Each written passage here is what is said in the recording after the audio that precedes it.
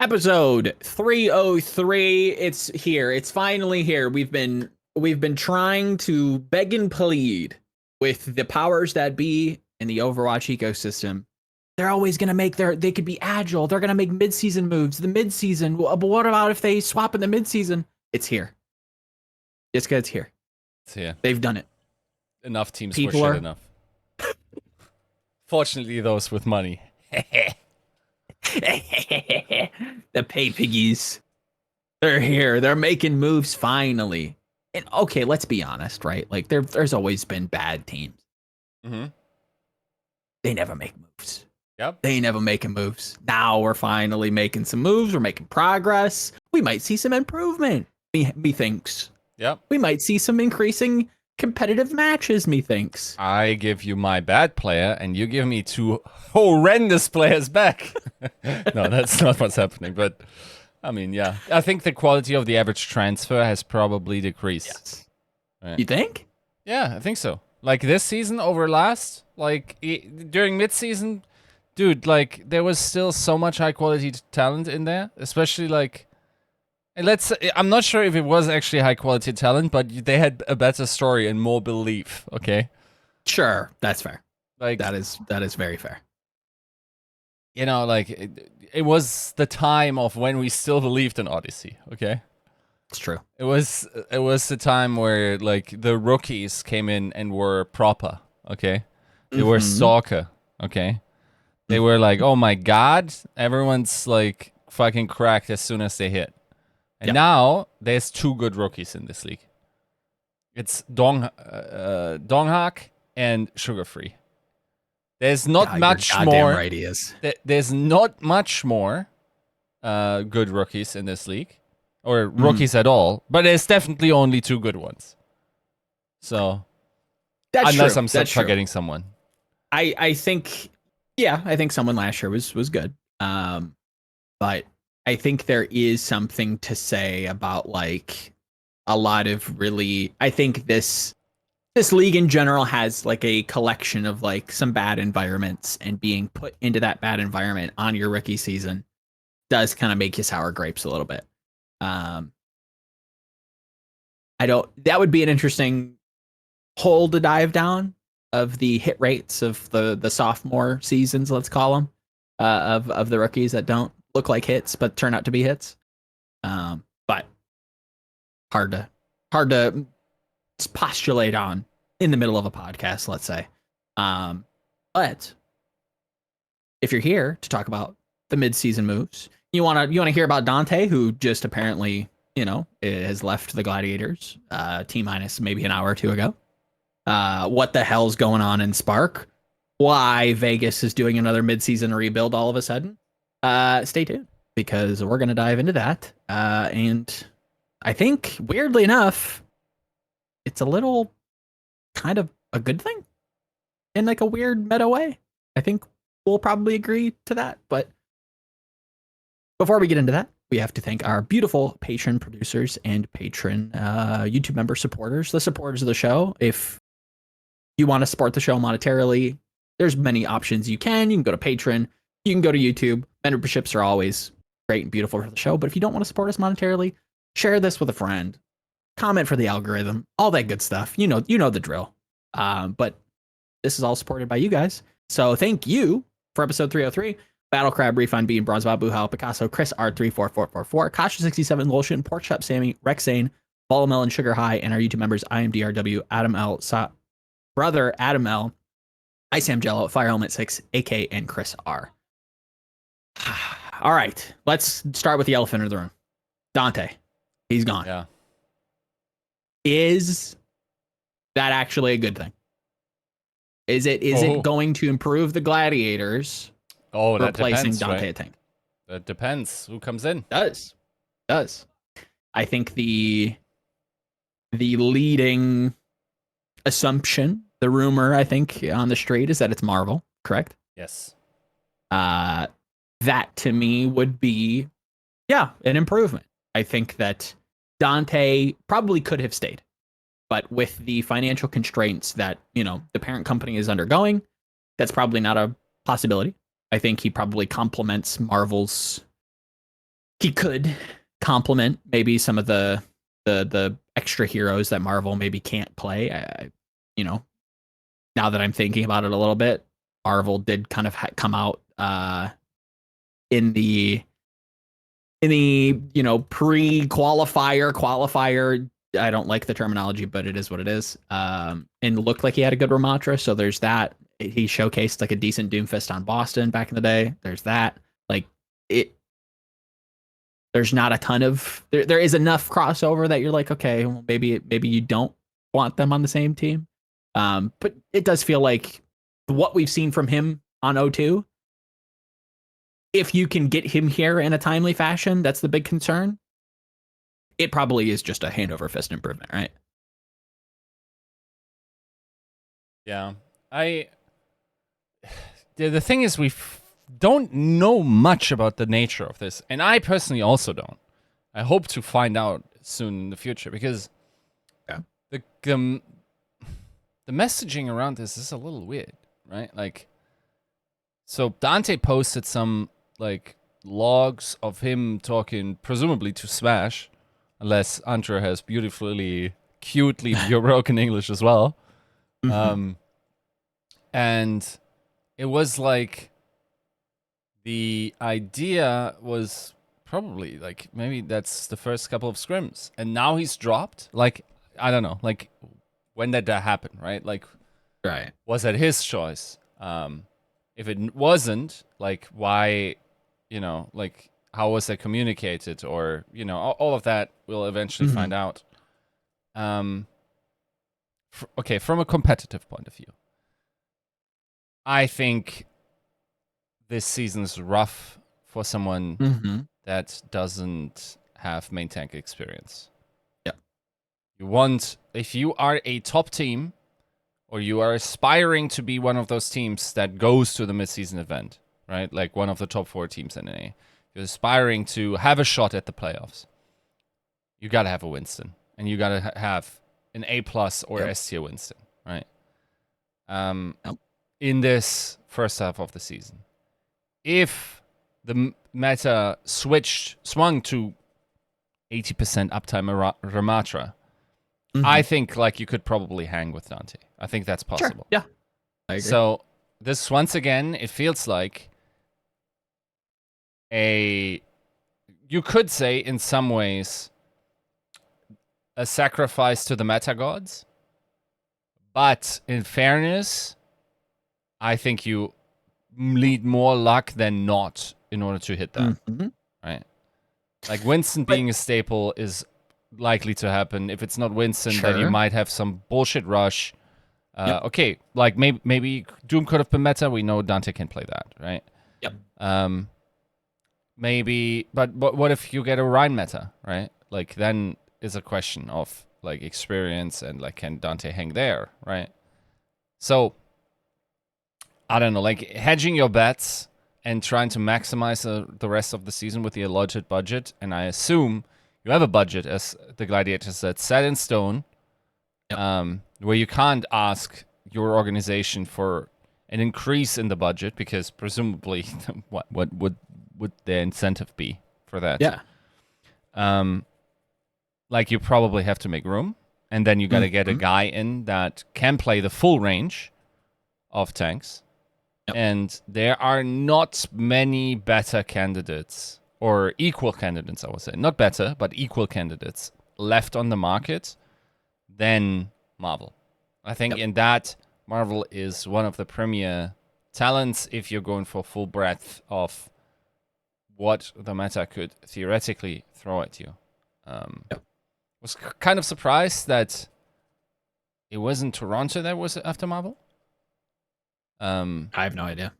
Because of the connection with No Hill. I mean, that would make sense. That would make a lot of sense to me, but I couldn't tell you. I don't know. I felt like the Toronto issues on tank were relatively similar to the issues that the Gladiators had, so it wouldn't have surprised me there. And yeah, I don't know. Like, this is my comp take. I think it makes sense from comp, depending on if Marvel actually comes in, which I assume.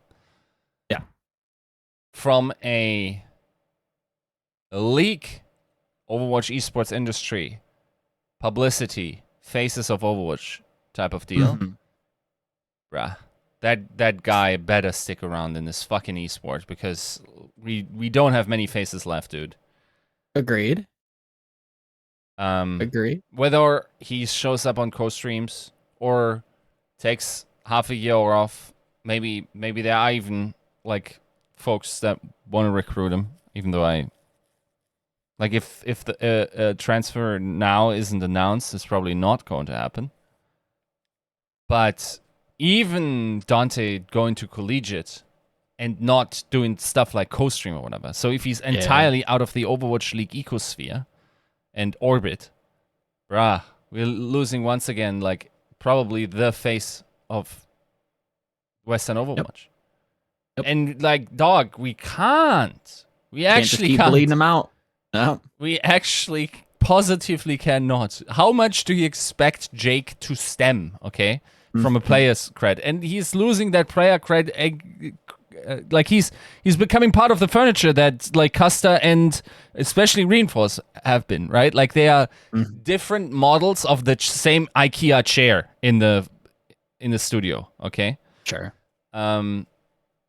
So yeah, we need to keep our beloved 100K followers plus Twitter Andes around that have the reach that folks who haven't been here since season 1 still wouldn't recognize. We need English-speaking players that can do this. As much as I hate the fact, but it's just a reality of the situation, yeah. And it would fucking suck. Also, because he's a really solid character as like he, you know, as a person, right? To keep around. So I hope that we can provide this stickiness, and he finds ways to either come back or monetize his involvement in the scene, and doesn't just leave as every fucking other face of this league has done, other than whoever is on the casting desk, right? It's true. It's true. I think we kind of said this in the preseason that like if we were looking for a face of the league, we found it in Danteh. Yep. Whether or not that's a transition towards the broadcasting desk, which I think you would add not only insight but a very particular sense of humor, I would say. I think he is very affable and plays to the audience well. So I think he'd be an addition there. I'm going to keep it very honest with you. I think that even I'm going to choose my words carefully. I think if he wanted to and a team was open to it, I think that he could probably challenge for a starting position for some teams in the league at DPS. I think the tank experiment never made a lot of sense. It was a lot off of like a good month in a meta that was tested for like a week, which is commendable. Like he should be praised for doing well in that environment in the playoffs last year. It was a good performance, all things considered. But to run your first season playing the breadth of what the tank role has to offer, not something that makes me super confident, right? That being said, I agree with you. Need to keep him in the space. I think it'll be interesting what comes out of this, right? What he decides to do next. That's kind of where it sits. It makes a lot of sense why they'd want to do this. It makes a lot of sense if they move in the way that it seems like they're going to. And I'm going to assume a possibility here, okay? If by chance, and this is a big if, we roll into a Doomfist meta, do not come for these gladiator coaches and just say, "Oh, you could have known that we were gonna play Doomfist, and you should have kept Danteh." No, stop.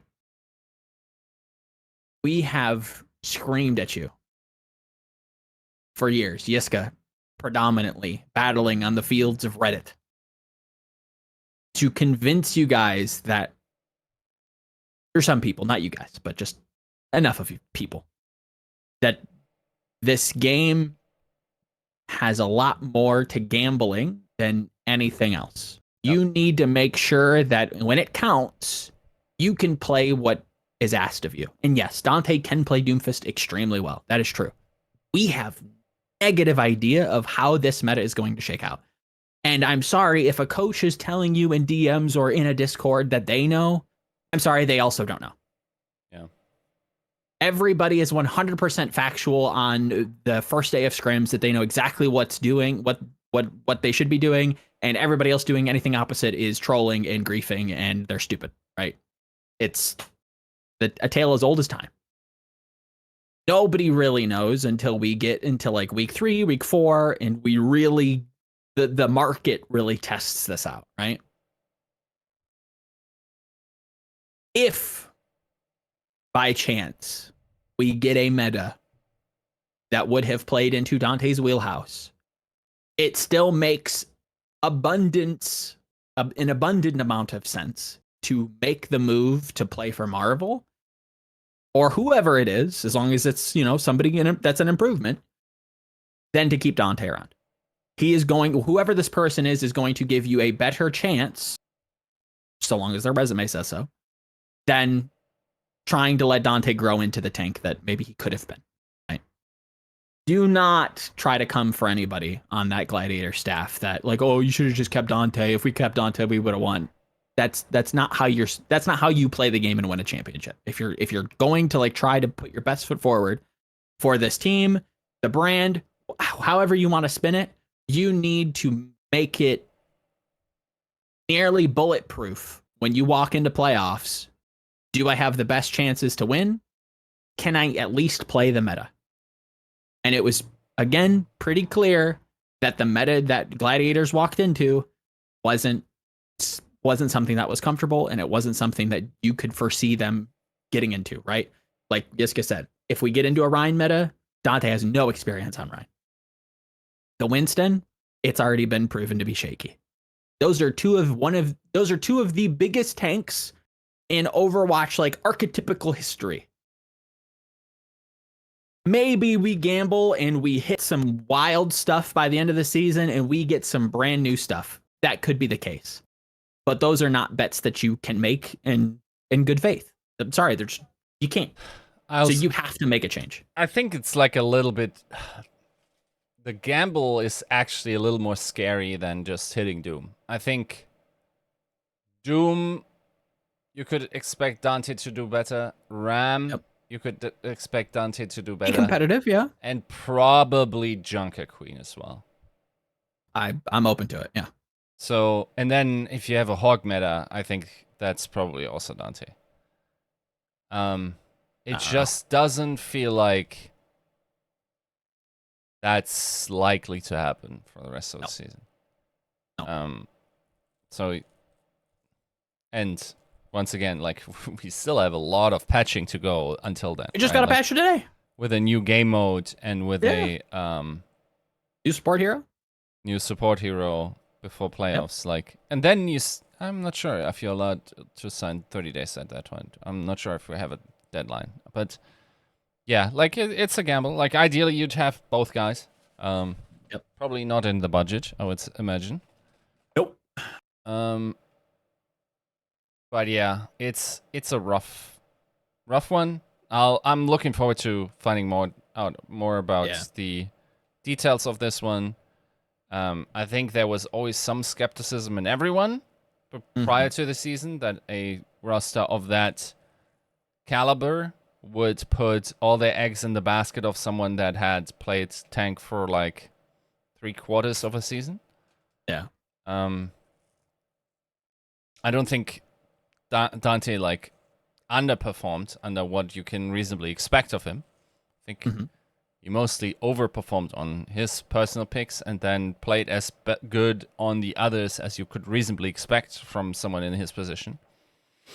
But yeah, ideally, like, you just, like, in the best of worlds, Danteh is kept around, and they also bring Marvel in, and then they just have the choice, whatever is coming up. But alas, we're in Season 6 of the Overwatch League, and that money is not growing on trees anymore, so...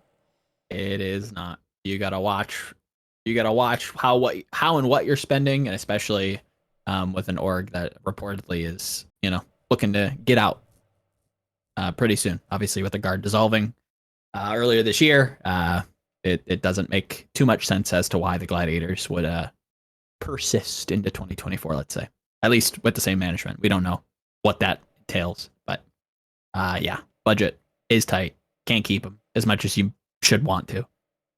So we'll have to see. I think there are some teams that could try to experiment. I don't know if Danteh would be up for it, but we'll have to see. I think that definitely shakes up, at least puts a twinkle in some GM's eyes, I would have to imagine. At least, maybe reach out, see what's up. But in other news, the Las Vegas Eternal, once again, doing a mid-season rebuild. Yiska, is this a good thing? I'm going to say it's a good thing. Is it a good thing for you? I think this will almost certainly be a performance improvement, even at ping and whatever. Okay. You have to unfortunately say, this is one of the worst performing rosters in Overwatch League history. Agreed. If you look at their records, not just this season, but also prior seasons, whatever residual belief you may have that one needs in order to think that this can still work, nah, it's probably over. Yeah. I think this relied on a belief that actually a couple of teams held, which is pre-established synergy, maybe even from Overwatch 1, transitions into Overwatch 2 and can therefore be a synergistic boost that helps you in the big leagues. And unfortunately, that deal has not worked out most definitely this season. And the last time I can actually say that it worked out is probably the Rush Core. Sure. Right? So this team had to be blown up. I'm sorry. Like, the only reason you even assemble it in the first place is because you do not have a team house. You have very limited budget. You need NA players because these guys, like, you can't have housing here. So you need you need people with basements or bedrooms they can play from. And therefore you are limited to North American talent. Or you do the play from Korea stuff. So you go to at the time, among the best NA talents, even though I will say the Odyssey roster was probably only the best during a different meta that actually didn't run during its tenure in Overwatch League. And the alternative is to assemble a squad of NA talent around it, and you're legitimately offering a worse opportunity than most collegiate teams, right? Yep. So not only are you getting scraps from all the Overwatch League teams, you're probably, like, you have reservations about picking up Korean players, and you would rather have people that get to sleep at night and wake up with the sun while playing on 60 to 90 ping, or whatever it is, than, going into that other talent pool.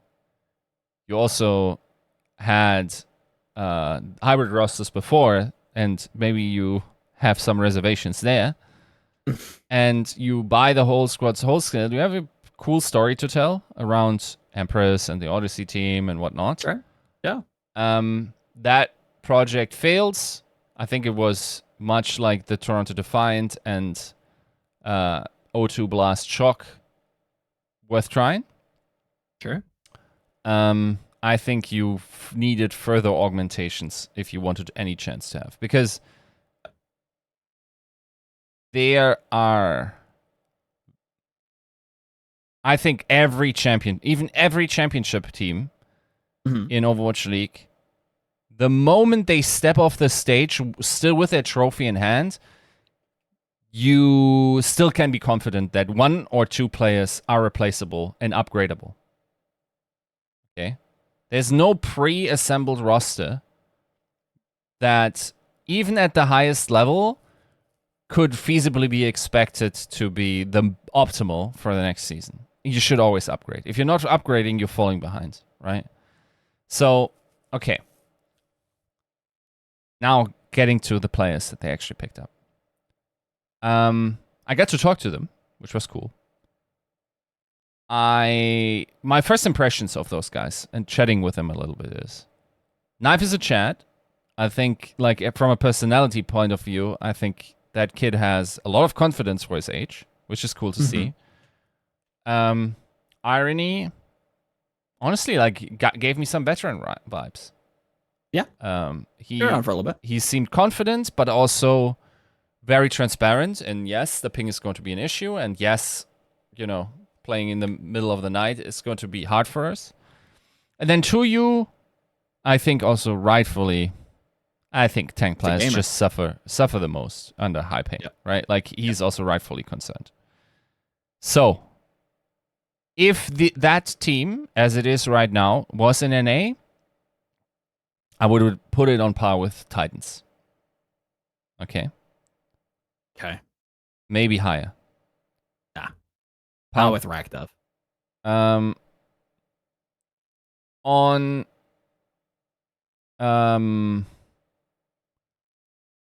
the ping limitation, that's a great question. I think they beat Valiant. I think that's a gimme. I don't know. And then in the matchups, it actually comes down to whether or not they can play or are allowed to play West Coast. Sure. Are Blizzard going to force West Coast against New York, for instance? Right. Yep. I'm not sure. Is New York in New York? I'm not sure if I know that. I'm not sure. So maybe they can beat New York, depending on what New York looks like in the second half. Maybe this is strategically stupid because I'm going to talk to Christopher tomorrow, but maybe they can beat London. Toronto should be out of reach with the new players, who are probably going to be local. On site, yeah. Who else is down there? You're running out of names because they aren't beating Justice. They're not beating Justice, then not beating Titans. Yeah, I think, like, realistically, they're probably just beating Valiant and making the London and NYXL series close. Though they are playing against those, right? And if they do that, then they should consider that a successful season. They have back-to-back Shock, or at one point, rough draw. I think this is a team that will come out of the mid-season with probably a lot of emotion in their gut. Wouldn't want to stand in the way of that. Nope. But maybe you're lucky. Maybe they are still as bad as they were in the first up. And we're saying bad, but in the sense of Shock bad. Yeah. But even in that case, I'd be super shocked, if you, no pun intended, if they had a chance here. I think Shock themselves, like if anything, they'd throw out of sympathy because they know what it's like to play at 3 a.m. at 200 ping and competing in a tournament. That's fair. So yeah, I think, like, from a pound perspective, I think Knife is super talented. Yep. He's confident. Hopefully he keeps his confidence even through the hard beatings that this team is likely to take by life, by environment, and by the opponent's hands. Yep. Irony seems like a seasoned professional to me. To you, seems like someone that wants to prove to the world that 1.5 years later, he's still at the level that he should And he be. is. Every He one is. of those guys, it felt like their goal is to still to be in the league next year. I think that's the realistic goal, and it's not a bad goal. I think that's No. a goal that actually propels you to perform, right? Mhm. So yeah, this is. It was really nice to find out about them, about their uphill struggles. I think what made a lot of sense was Irony, of course, played for the Spark, Yep. and the Spark, because they are a hybrid roster as well, just with the Chinese people. They had commed in English, and he Yes. talked about how you don't actually need that much English for the broad strokes of strategy. So he gave me the example, like sometimes you can just go baiting, and everyone understands when you are baiting, then your role is supposed to do X, Y, and Z, and that's enough. Sure. Then, right? There are more complex situations, of course, where you want to outline unusual rotations based on what the opponent is doing. That's very unlikely to be coordinated well enough.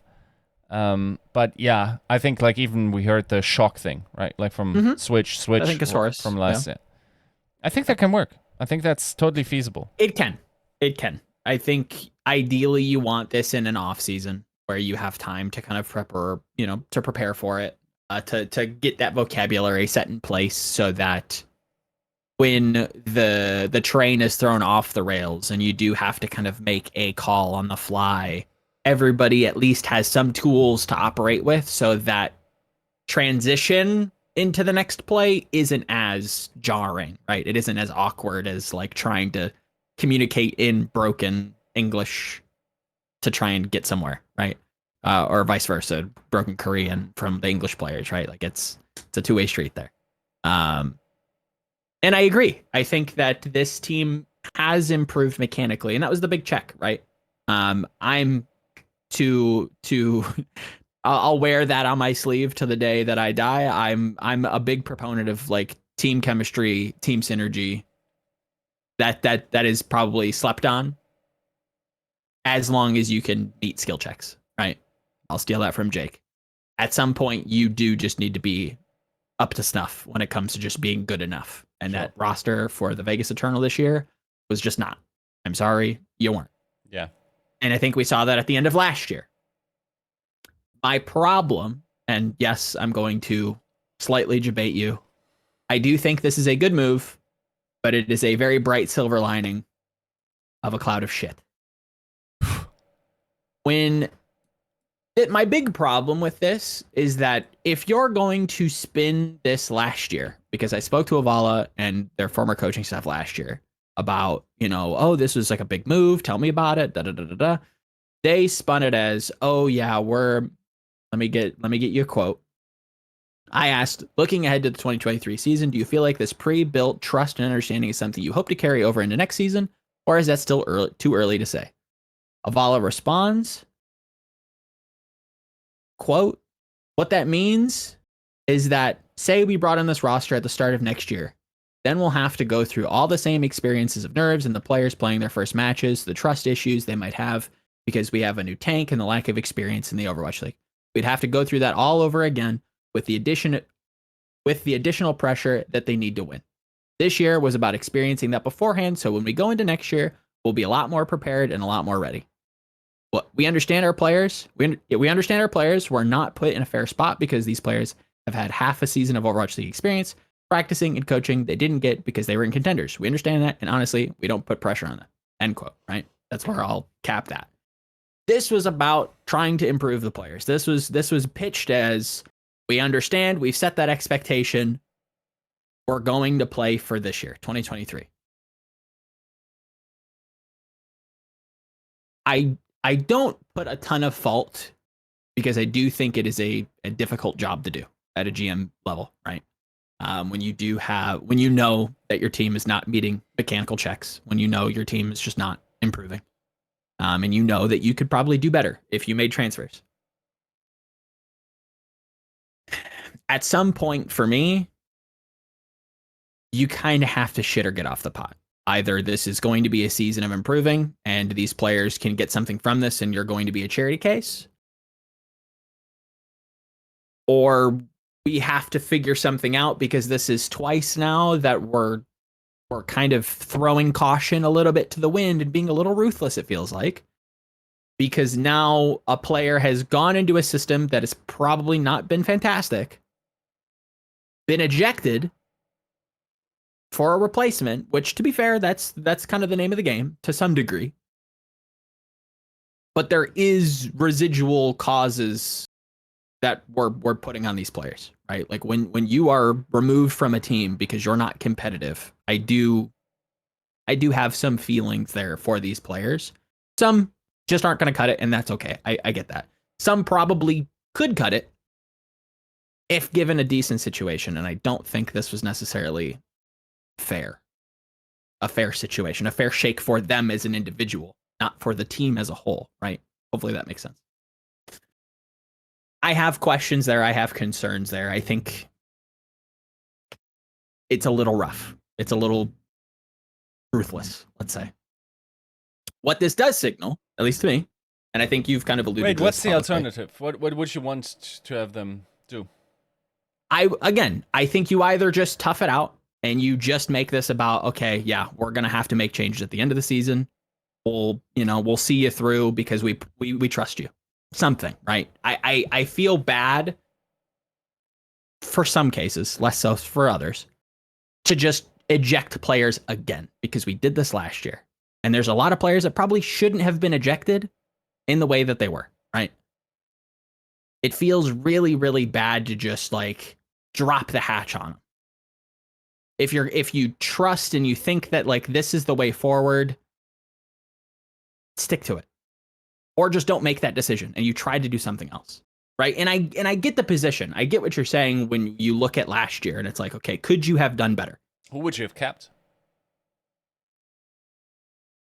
In the situation that I'm proposing, I think you either have to make the call that you're going to ride this roster until the end of the year and then make moves, or you have to like wholesale get rid of everybody and start the off season early again and really make sure you're getting the right people for next year. And it feels like it's mostly of the latter is what I'm reading from this decision, right? This feels like a play for 2024, which again, circling back to like a positive, is good to hear from a team that I was fully expecting to exit the league, right? Paris and Vegas have not looked competitive in a long time. They do not seem to have a ton of budget. Having any kind of pressure or resources to try to scout, get visas, whatever, that to me is a good thing for the league as a whole, to see that a very low budget team is still interested in trying to compete for what looks like a 2024 season. That is a net good thing for everybody. The way that we're doing this, I dislike. What would I have done? I probably don't sign Odyssey. I probably sign a team that I just trial, right? I probably look, and again, it's hard to know. It's hard to see who's actually out there, who's interested to play for Vegas or Paris at the time, because again, yeah, you're right. They probably do have a stigma. They probably had some bad relations with maybe the tier 2 crowd. Maybe signing those players as a squad was a selling point. Probably was, right? You get to play with your friends. You get to play with people you've played before. Great. Awesome. At some point, you have to start repairing that situation, or we're always going to circle back to it, right? That seems to be the mold in the fridge. And I think the only way you start doing that is if you start winning. And I find it very difficult to believe that the same people who are telling me that they know it was going to be rough, right? Like they've already set the expectations. This is about growing. Don't already have some suspicions that this team can't really compete. When we're coming into the preseason and they're losing, these league scrims to like tier 4 teams and they're not performing well at all. Right. I'm sorry. You knew this was going bad real quick. There's no growing. The question is, what's the alternative? Who signs with you? It is a difficult question. No, I'm not going to tell you that I know. I don't know. I would find it very difficult to believe that there probably wasn't a at least mechanically better roster just in the West. Just period. I'm sorry, Malthol. He's probably catching a lot of flack right now. Seems like a nice enough guy. Not Overwatch League caliber. Just isn't. Wasn't. Should have never been in the league. That's just the facts. When you have people like Rocket running around, when you have people, I don't think you're getting Tree. Let's be honest. He's probably on like a nice deal. He's, seems like he's got a good head on his shoulders. I don't think you're getting that kind of talent. But I do think there are mechanically better players that you could probably put around pieces like Vulcan, who I think probably could cut it. How do you have and names? This team looks different. I mean, off the top of my head, I can tell you that I guarantee you, I'd like to see what Rocket would have said. I can pull some up, but you have to give me a minute. I thought he was actually pretty impressive at the Summer Showdown. I don't think you're getting somebody like Mikey. That just seems like it's off the table, to be completely honest with you. But if you're telling me that Lethal wasn't an option, I find that hard to believe, especially if London got him, right? You're not beating London, right? Before you're not Ellie beating House London. Footstep and prior. Probably not, right? But these are the types of players that should have been on the table for you, right? And if Lethal's off the table, okay, fair enough. But that's still like premium talent, and you're not too far off, I would say. Like, it's still a seat at the table in the Overwatch League. I agree. I don't think you're competing with London if they're actually offering some utility. And like, Lethal also is not working out that well, right? Like, you would have probably in that system constantly getting beaten. Not sure if he is much less of a at least ideally, you're not just constantly getting beating. You have like a starting position. You at least have some agency on the team. At least it feels like it. If we rebuild this team, I don't think you're constantly getting beating. I think you're at least semi-competitive, and it feels a little less bad. You're probably not competing for mid-pack. Like, let's not be delusional, but it's not have a map. It's not, let's see if they get a map. You know what I mean? Like, let's see if they win fights. Like, that to me, like, when you say one of the worst performing rosters in the Overwatch League, yeah, I do not know if you pair them up with the 2018 Dragons if they lose. Like, it's competitive. That's how bad both of those teams were. Like, it's hard for me to believe that there weren't mechanically better players left on the table, even with the idea that this team is kind of stigmatized and you don't want to play for them. You want to play for collegiate, and there's still probably a pool of players to pull from. I find that hard to believe. Again, I'd like to see what Rocket might say. I'd also like, if we're already going to make the concessions that we're going to sign players from Korea on ping, we know that we're not getting visas for them. Why not already do that last year? We couldn't have known. I'm not saying, oh, let's just hindsight Andy and think that we're going to get the Korean exodus and we're going to snipe the players early. No. I'm not saying that. But if this is already feasible and like palatable for the org and the owners now, why wasn't it then? Does that make sense? Like, why couldn't this have been a play last year when we did the midseason rebuild to play for this year? So that at least you have a core of players to build from for next year. Because that's exactly that's the messaging that I'm getting with this move. This feels like a play for 2024. We enter the off season. We start the visa process. We have a core of Korean players that are actually pretty damn good. Let's be honest. Like, I've seen 2U play in the qualifiers. He looks like he's never missed a beat. He probably was one of the top 2 tanks, him and Marvel, I'd say. I thought Knife had promise, even though we didn't see a ton of him, if memory serves, from O2. True.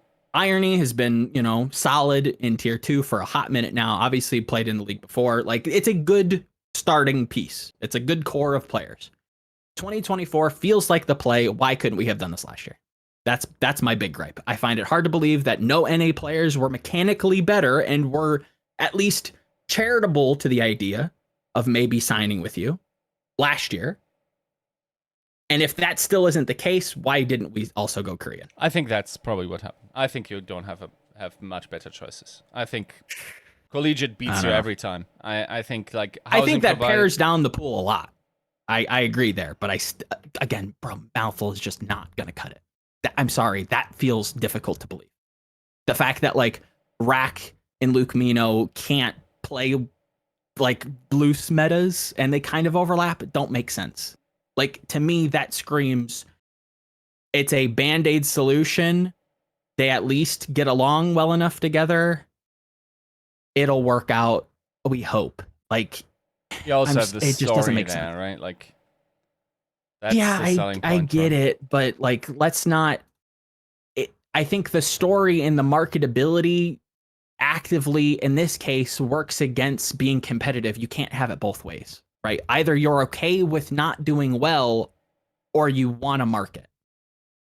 And because you're an organization that doesn't have a ton of budget, then you don't have a ton of resources to kind of throw around, and you're also fighting for collegiate players, you got to pick a lane. You can't do both. You can't scream marketability and growth, but then also be kind of sad when you have a map win. Like, pick one. Because this is the predicament that you're in. Because now you're going through the entire eternal cycle again, where we blow up midseason, you cap your knees. Maybe it's better. I would have to imagine it's probably a mechanical improvement. But again, what happens when you have your players playing at 3 a.m. on 200 ping? Does that equal, like, does that napkin math equal actual map wins? It's hard to say. I don't know. I think if they were on site and you could guarantee me visas, I'd be entirely more charitable to this. But it is a shit sandwich for everybody involved. I do feel I'm open to the idea that being a GM is very difficult in this league. It is. It 100% is. And I hear that. And I get that your pool of talent in years prior is probably very small. How we conduct that environment is one thing, right? Why is it that we are like, we can't offer you a deal, but is there anything else that we can do to create a good environment for these players to be attractive?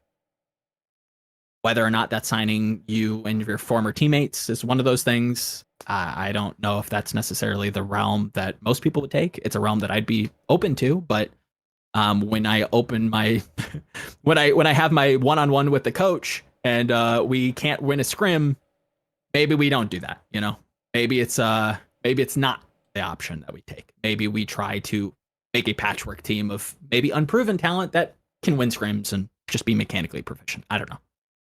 I'm more open to that if we're trying to be competitive. If we're not trying to be competitive and we're just entirely trying to market, that's fine. I'm open to that. I've publicly on this podcast have been talking about for years that, yeah, there's only one team that can win at the end of the day. So let's just market it and have a fucking good time and try to repair the brand and make the brand and grow the brand. And I hate to say it, and it is a little hyperbolic, let's be honest, be an influencer team.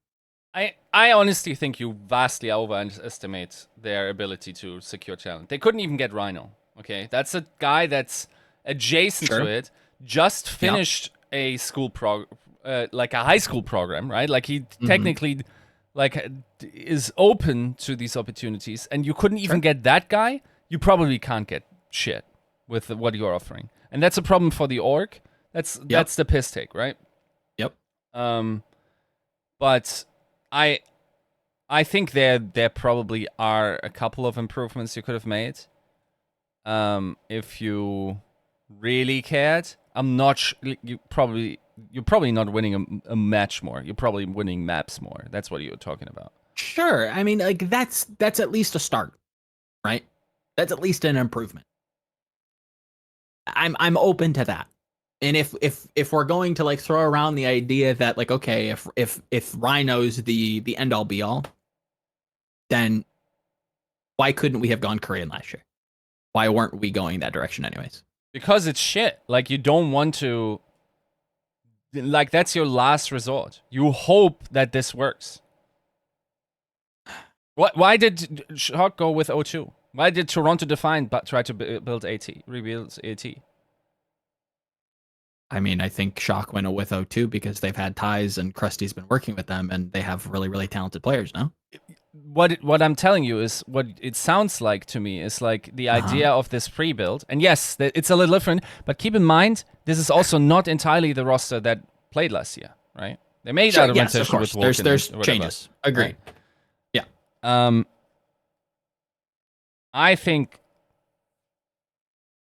that this is not necessarily a roster building issue, but a maintenance issue in terms of like, if you want to see fault, I think I see the fault lines in the atmosphere around the team, and that everyone feels so negative about their experience there. I think that's the attackable part. I think these guys underperformed, but also just their inherent talent was never going to deliver anything meaningful from the get-go. But I just think if you're a North American organization that doesn't have housing, it's the worst shit sandwich at this point that you could have. It is incredibly difficult, like, and I'll tell you this. I'll tell you this. From what I heard, by sheer salary, the Washington Justice are the lowest roster in terms of salary this year. Okay. By the way, you know what that means. The fucking league slept on Alpha E. Every motherfucker slept on Alpha E. I don't want to hear it, okay? Yep. But that housing is the ability to get these guys here into one location has to be counted in that evaluation of the package that you're offering to players. Agreed. And if you don't have that, then I think it's fair to say that while the Washington Justice performs way past their resources, they should be commended for their performance. Gadamaze should be commended for his commitment to make this team even better while adhering to that budget and letting friends go along the way. But to call a spade, the fact that they have housing here makes this possible. Agreed. This underground story, right? I get it. 100% I do. But you touch on when you talk about, managing the team, and everybody's coming out and talking about how negative their experience was, and you look at last year and it's the same thing, you've got issues that are bigger than just, we can't pay you, we can't house you, can't give you food. Nobody wants to play for you. Period. The end. That's something you have to look at. Having housing, having those extra resources, that's gonna definitely sweeten the deal. You're not gonna get me to, make a shit sandwich take. I'm not gonna lie about it, right? But when even in the face of that, you still have people and you operate in the same fashion, the same outcomes happen. There's things you could do. There's things you can not manage, but like repair internally, or at least listen to, maybe. I don't know. At least if I'm reading in between the lines from a lot of these players, especially last year, like it just wasn't a good environment, right? And it stinks, and it smells. Let's be honest. Like if we're gonna call a spade, or we're gonna say this about all these other teams in the past, Boston, a bad case for me. It does smell. It smells from a mile away, and Paris smells. Vegas smells. It has for a while, and I don't know where it stems from, but that has to be addressed before we get improving.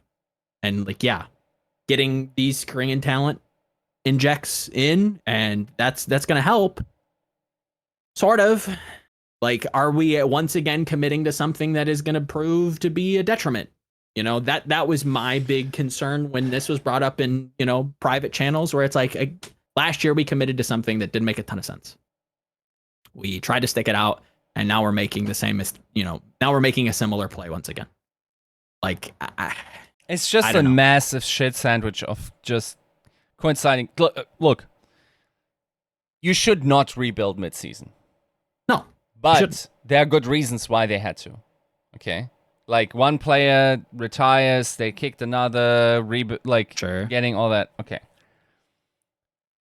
Then you could say, okay, let's rebuild once again in the offseason and get on that cadence that makes sense, right? Yes.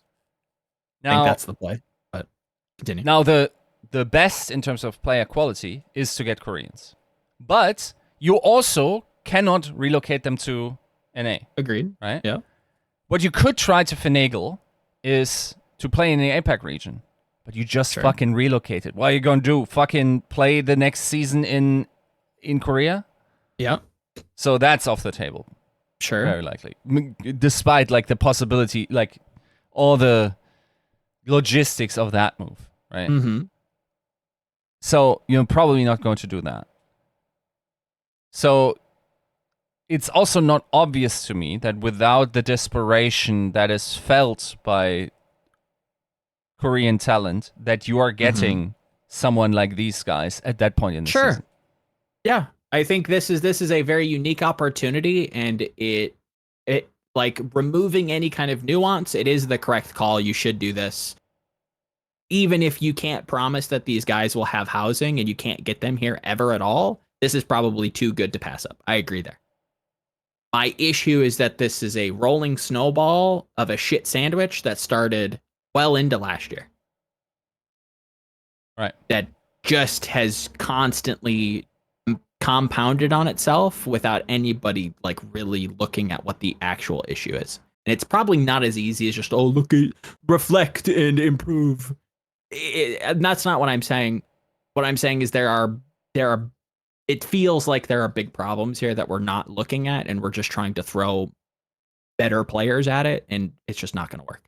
Yeah, I think like it's fair. Like maybe I'm underestimating the ability for this team to attract quality NA talent, and you could have assembled something better, and you could have lured some of the better NA players away from collegiate teams, in which case I'm questioning their decisions-making process as adults as well, but maybe you can. Maybe folks are in the same, loss fallacy. I'm blanking on the term. Wait. I don't know. Sunk cost fallacy. Yeah. That we all are in, and they really want to play that league half in the, or like that year in the Overwatch League instead of collegiate, which is the better deal. I think those people exist, to be fair. Possibly, yeah. Like maybe they're even during the Pro Am, maybe you could have assembled some of those folks there, or could have been ruthless and kicked some there. Maybe you then also need to find a new coach, because it seemed like Empress was at least initially part of the deal, and she only wanted to be part of that. To be fair, also in the interview I did, she specifically said that she didn't have say in who she wanted on the roster. Which is never a good sign. I mean, let's be honest. That's never a good idea. Right. So it's an overall tough situation. I think folks probably underestimate how hard that hand dealt is, but I would also say that it is fair to say that this hand was also not particularly well played in comparison. I would say so. Yeah. I think there are other ways to win in this game, in this ecosystem, just generally, that nobody seemingly wants to play. And it's not as easy as just, make a YouTube video. Like, you really have to work at it. That's one way.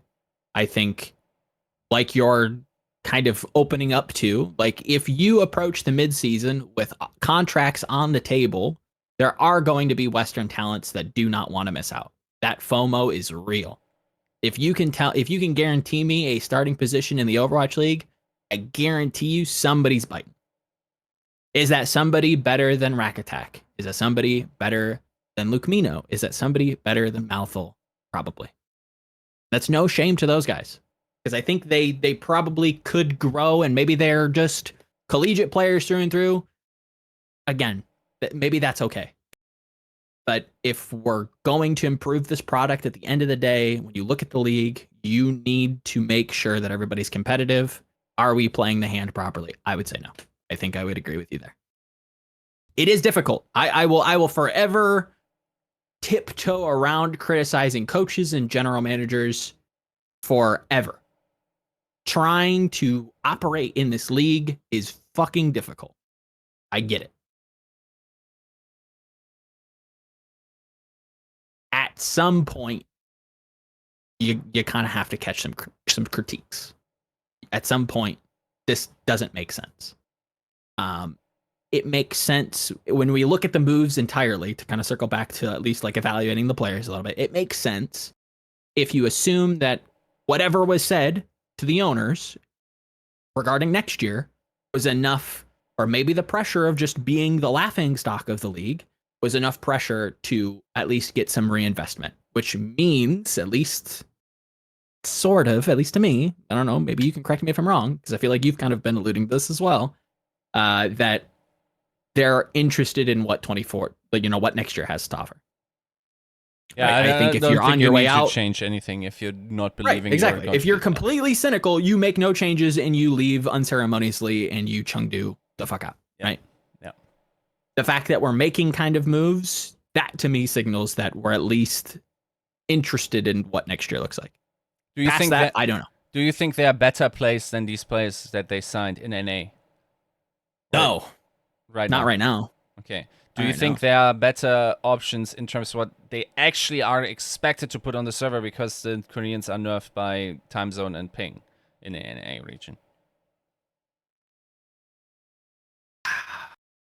It's hard to say right now. I think if you asked me this in the preseason or in the off season, I think I'd be more open to saying yes. Because again, if I look at, again, I'm gonna use Rocket as an example, because I think like he's one of like the premier talents that I think probably could break in, can pass the mechanics check, probably be like a Western fixture for a team, especially like in a game that constantly just revolves around Tracer or Tracer adjacent pieces. I think looking at trying to put myself in his shoes, or a like a coveted piece, a coveted talent in the tier 2 ecosystem, am I going to leave my collegiate deal that I've already been working on with my collegiate team that I've already been scrimming with to play in the Overwatch League now? Probably not. Am I going to highly deliberate an Overwatch League offer against a collegiate offer and the 23rd hour? I think you might. Maybe. And again, I don't know. I genuinely don't know, and that's where I have to wave the flag of ignorance. I'm going to be the idiot in the room. But I struggle that nobody's biting. Nobody's biting because we signed players. Nobody's biting because we locked ourselves into a situation that wasn't going to work. Here's where I'm coming from. Okay. Talent development is garbaggio, and whoever is left is not up to snuff to ever compete in the upper half. On average. So you're just saying in NA in general? Dude, like, if I ever, like, even the young gods that were promised to me to be the propers of NA look fucking atrocious once you get to put them against actual out-tier talent, right? It's all copium. Like, even the contenders Korea talent that's left is not the level that we are used to, right? There are no propers. I would agree. There are no pelicans. There are no stalkers. There are no, I think that's like the hard limit. I think at that point, you could probably start drawing some names that you might be able to compete at that level. Anything below the names that you're listing, I think you might actually have some competition. The thing is, like, NA can hard cap, but APAC was the better region for the years prior to this, because teams like O2 dragged the level of all contenders teams up, therefore were better practice partners. And like, I don't I don't believe for a second, and it's heavy NA cope to say like APAC was the worst region in season 4, for instance, when Chengdu was also taking your lunch money. Okay. Yeah. So like that, all of that is big cope, especially also because O2 at the time were splitting scrims against Shanghai. Okay. That is not happening in APAC anymore. We're now feeling the impact of a lack of funding at the tier 2 and tier 3 level. We don't have any academy teams anymore. The talent is running dry in terms of the critical mass of players that, you know, the amount of players in tier 3 and tier 2 eventually trickles. And the more you have, the more likely it is to have gold nuggets in there. We have less players, we have less gold nuggets. Okay. Yep. We have 2 good rookies this year. Yeah. And those rookies are fucking so far off the best rookies we had. Like, I'm sorry. Go back, okay? Season 2, Alarm. Season 3, Pelican. Season 4... I think you've got a buffer in there. Wait, who was Season 3? I think Season 3 was Alarm, no? Hawksall Season 2. Yes, Hawksall Season 2. Then Alarm. Yes. Then Pelican. Then Proper. Yes. Bruh. They're like 2 tier breaks between those and this year. It's not I'm close. sorry, Sugar Free, but you aren't Proper. No. Not too many people can be Proper, to be fair. I think Sugar Free is very, very good. Ain't no rookie on the first ballot of MVPs this year. No. Not close. And that's symptomatic. Like, that's a symptom of the issues we're facing in talent development. Agreed. I think when it comes to NA in particular, I think it's weirdly enough. I think it's a housing problem, not in the way that like we're looking at the critique of Vegas and like they can't house, but it's more of like there's not a lot of teams that are willing to actually commit to Western talent that aren't completely cooked in the eyes of the players. You know what I mean? Where it's like if you want to tell me a team like, let's say Glads, beginning of this year, commit to going fully Western and they're gonna, talent pipeline, yada yada, Western talent, blah blah blah blah blah, right?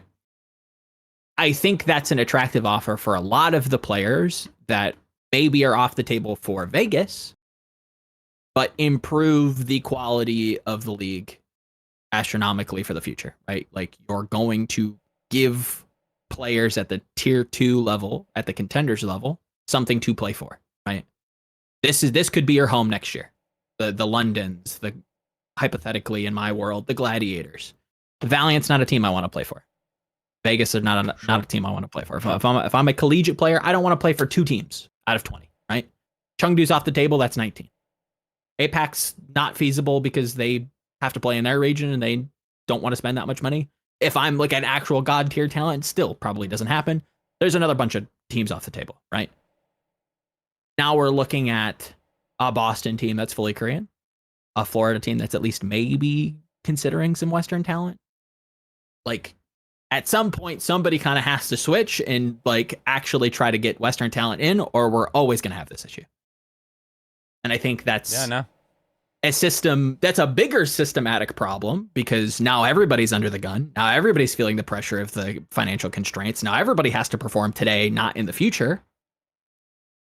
So nobody can kind of proverbially bite the bullet and sign Western talent because I'm going to keep it a buck with you. I don't think it would be that bad. Looking at the Titans with shifty eyes. Granted, they have faith. I get it. Like, sue me. But it's the closest thing I got right now. So bear with me. For the sake of arguments, hear me out. Right? Like, I don't think it would be that astronomically poor if a team shifted Western, tried to, create that pipeline, create those seats at the table if they wanted to do that. What's happening is that it's becoming a last-ditch effort for teams that already are under the collegiate level of attractiveness, let's say. So I don't think the talent isn't there necessarily for NA in particular, and probably for APAC as well. It's just the teams that are going to try to scout them. Again, Alfie is a prime example of talent that just falls through the cracks. Like, I don't know if it's a scouting thing necessarily. I just think that there's a lot going on when it comes to like putting butts in seats when it comes to players, and there are too many teams like very just narrowly looking at like trying to improve, and they kind of have to be. So it's a mess. It is a shit sandwich. I get it. It's a clusterfuck. I understand. Dude, like real talk, you gotta abandon like the idea that NA can like the money spent on NA talent to output is incredibly low. It's a joke. It is. What we gotta fucking inject into these mutant fucks of like NA talents, like while Terminator's coming out of Korea on ramen. Okay, like. The discrepancy historically of the NA Academy system and what it produced, like if you want Western talent, you gotta look to Europe. You gotta do it. Like it's sure, and I'm charitable. You gotta that facilitate too. Like, that's that scene. Esports is wasted on NA. Get mad at me. Like I don't care. Like I mean, he's right. He's right. It's in every scene where you're not hype beasting and your precious little players don't have their egos stroked by like their favorite streamer pogging out over them, you're going to lose the battle. Okay, sure. Like you can take it right now because like you have deemed Valorant your tier 1 esports while the rest of the world plays other games, and as soon as that stops happening and tier 1 talent comes over from or is attracted from the lower ranks, like developmental programs in Europe. Once they come over from CS, it's dunzo. You're once again fucking Omega last, just like you are in League, just like you are in every other esport. Okay, your shit is running on hype and way too much. We have TFT, so I've been told. Yeah. Apparently, we're pretty alright at TFT. Yeah, you're also the best like fucking American football nation of the based. It's funny. Yeah, I hear you. I do. And I agree that I think that there's a cultural issue here that we're not pushing the envelope as hard as we could. Strictly NA, I'd be interested to see what that team would look like. I do not think it would be dead last. Let's be completely honest. I think they might genuinely challenge Titans. If I could assemble you the Avengers of the tier 2 strictly NA space, I still think they probably beat Shock in their current state. They probably beat up on Toronto in the first half of the season. They probably close with Titans. Yeah, and what would you have to offer them? Fucking like a Lambo to pick them up to practice? Like, I mean, I get where you're coming from, and some team had to have like to make that happen. A financially well-off team would have to bite the bullet and like make that play to like prove that position, which just isn't feasible. It's just not going to happen right now. Kind of the fact of the matter. If you open it up to Europe, now I'm even more open. Like if Jack comes to the Spitfire offices tomorrow with a briefcase full of money and just tells them to win a championship strictly with Western players next year, I don't think it's too far off. I don't think that that's crazy. You could probably make a very competitive roster within a reasonable budget to probably make a playoff run. I don't think that that's crazy. Win a championship. I'd like to see it. I'd like to see it. I think like. I mean, London was fucking pretty close last year, no? That's not an A talent, my guy. Okay, again, okay. I'm going to be clear. Not specifically NA, just Western talent. And where, like, are you just going to have them pay on ping again? No, that's not the idea, right? Jack comes in with more resources. They're doubling down on 2024. Yeah. They come to Nuki and Christopher and they say, make me playoff ready for next year. Okay. I think that is feasible. And I think you could probably strike within a podium reach. Maybe not hit the podium for playoffs, but you could probably be like maybe top 4. I don't think that that's nuts. Are you paying as I don't much think as you're the rest? paying a premium. No, I really don't think you're paying a premium. I feel Really. like that's mega cap. Holy fuck. Bro, you already Like, I feel have like Sparker to start. right, but like, you know who tried that? Fucking Toronto Defiant. Look at how that turned out. I hear you. I do. I think we were very, and you, without saying too much, I think you were right, just for back channel discussions. But I don't know about that one. That one, I think I'll take the L there. Maybe the market has to take the L as well. I think that's more of an outlier case than just a representation of the entire ecosystem. You know what I mean? Like, I think that's just them and not everybody ever. Does that make sense?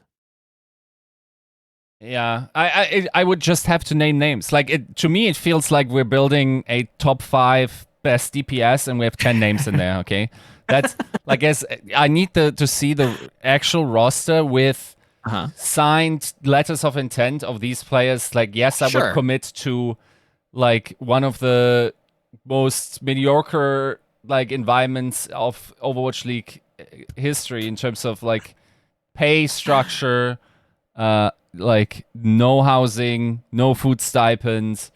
Again, I'm not saying for Vegas. I'm just saying in general, if a team was to be of the mindset that they wanted to have the resources to do it and shift for a Western focus, you probably could, and you'd still be competitive, and it'd probably be cheaper. That's what I'm saying. I'm not saying Paris of the available talent. So you're not available talent today. Yes, I do think that. Bottom 3. Bottom 3. There's already 2 teams that take up the bottom 3 They are not positions. beating NYXL. They're not beating NYXL. Like that I think is cap. I feel like there's not much left in the tank. Like, I don't know. I think even if would you be charitable to look at this in the off season for next year? So in the transfer market, when Glads blows up, when Danteh, we'll see what happens with him. That's different. Like, if Kevster becomes available and whatever, like, yeah, then the market is like, then top 4 could be possible. Yes. I mean, to be fair, like NYXL's running with like Psycho. Granted, they have fits, and Shockwave doesn't look terrible, but like, let's not like make too sweeping statements. Like, Kellen still ain't him. Yeah. Like, the team's not good. You think there are better available talents than Shockwave and Psycho outside the Overwatch League in NA? Cap. I think they're competitive.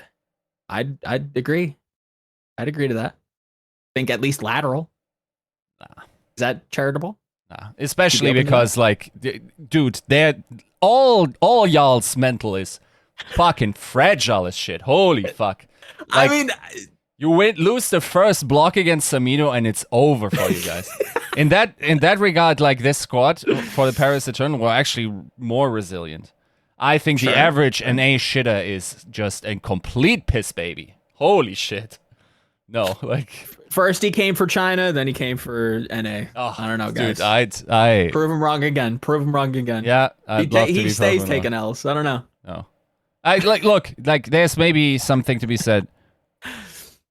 Maybe.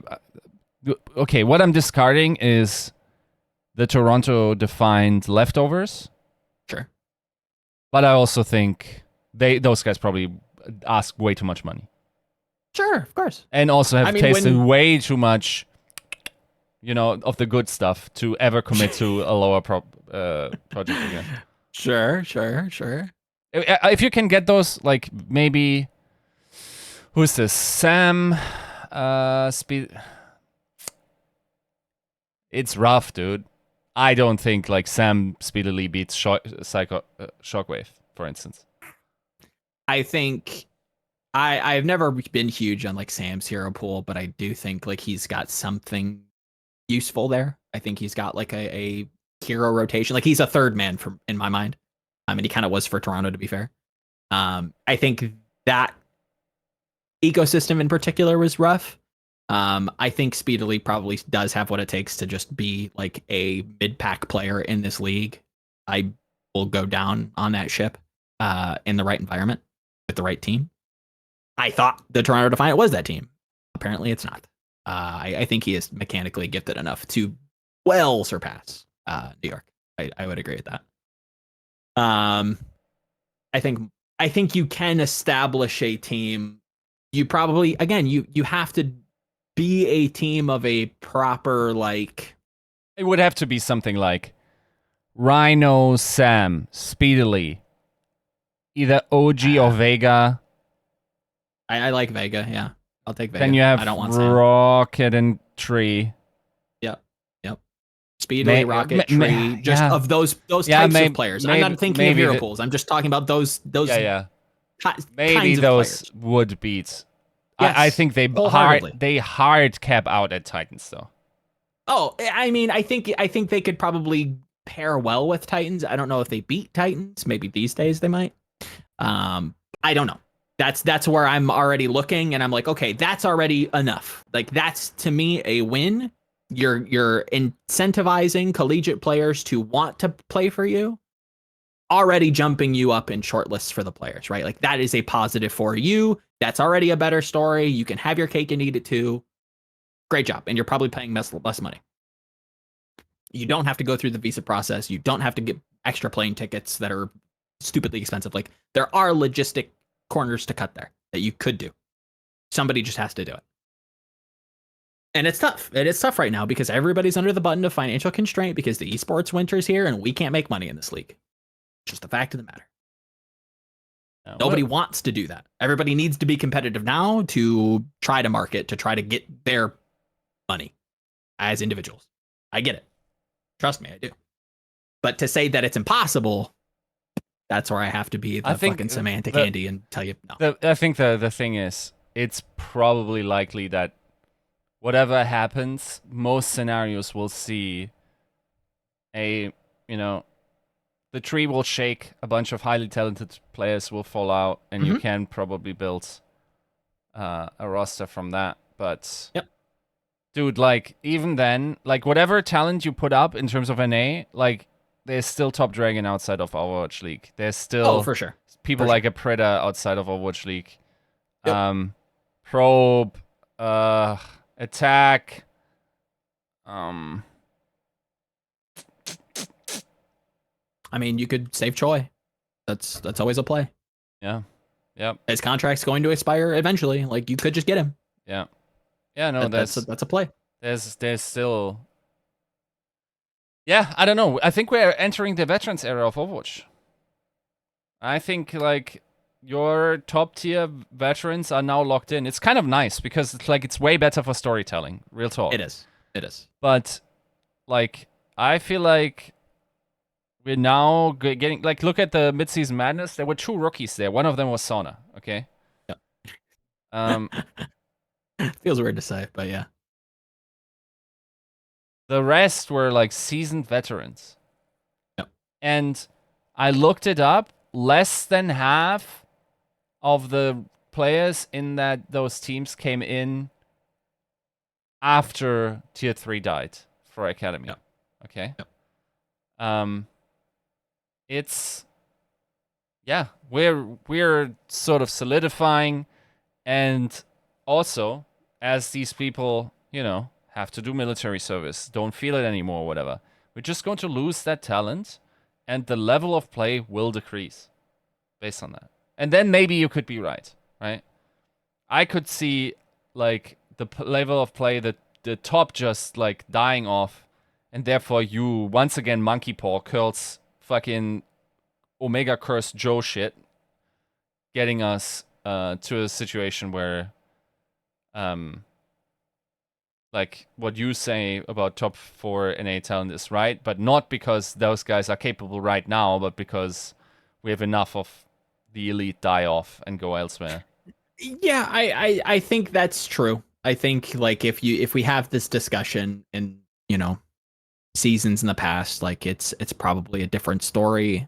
But even then, like they're like you want to go back to like season 4, like there still are some like pretty egregious talent in the league, right? Like it's not crazy to say that like a team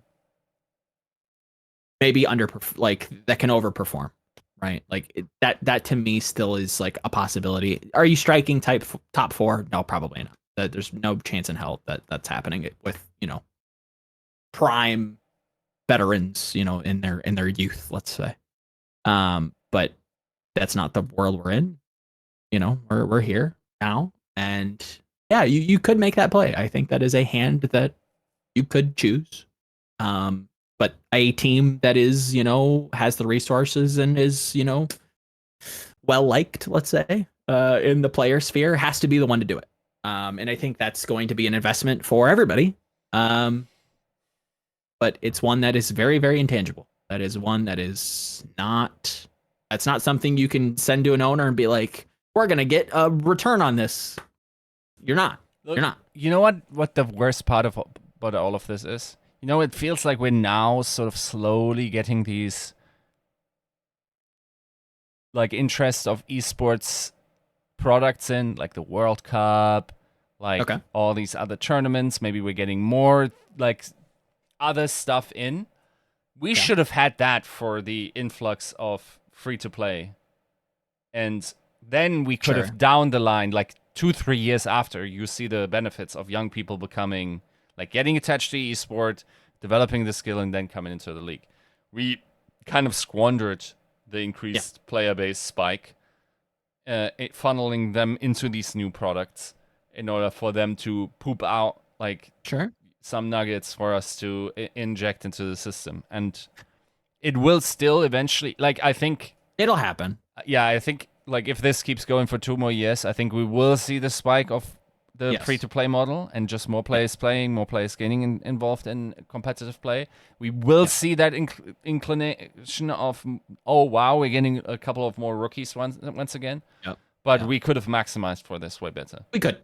Yes, I agree. The funding for this season should have been way higher if you wanted this to last long term.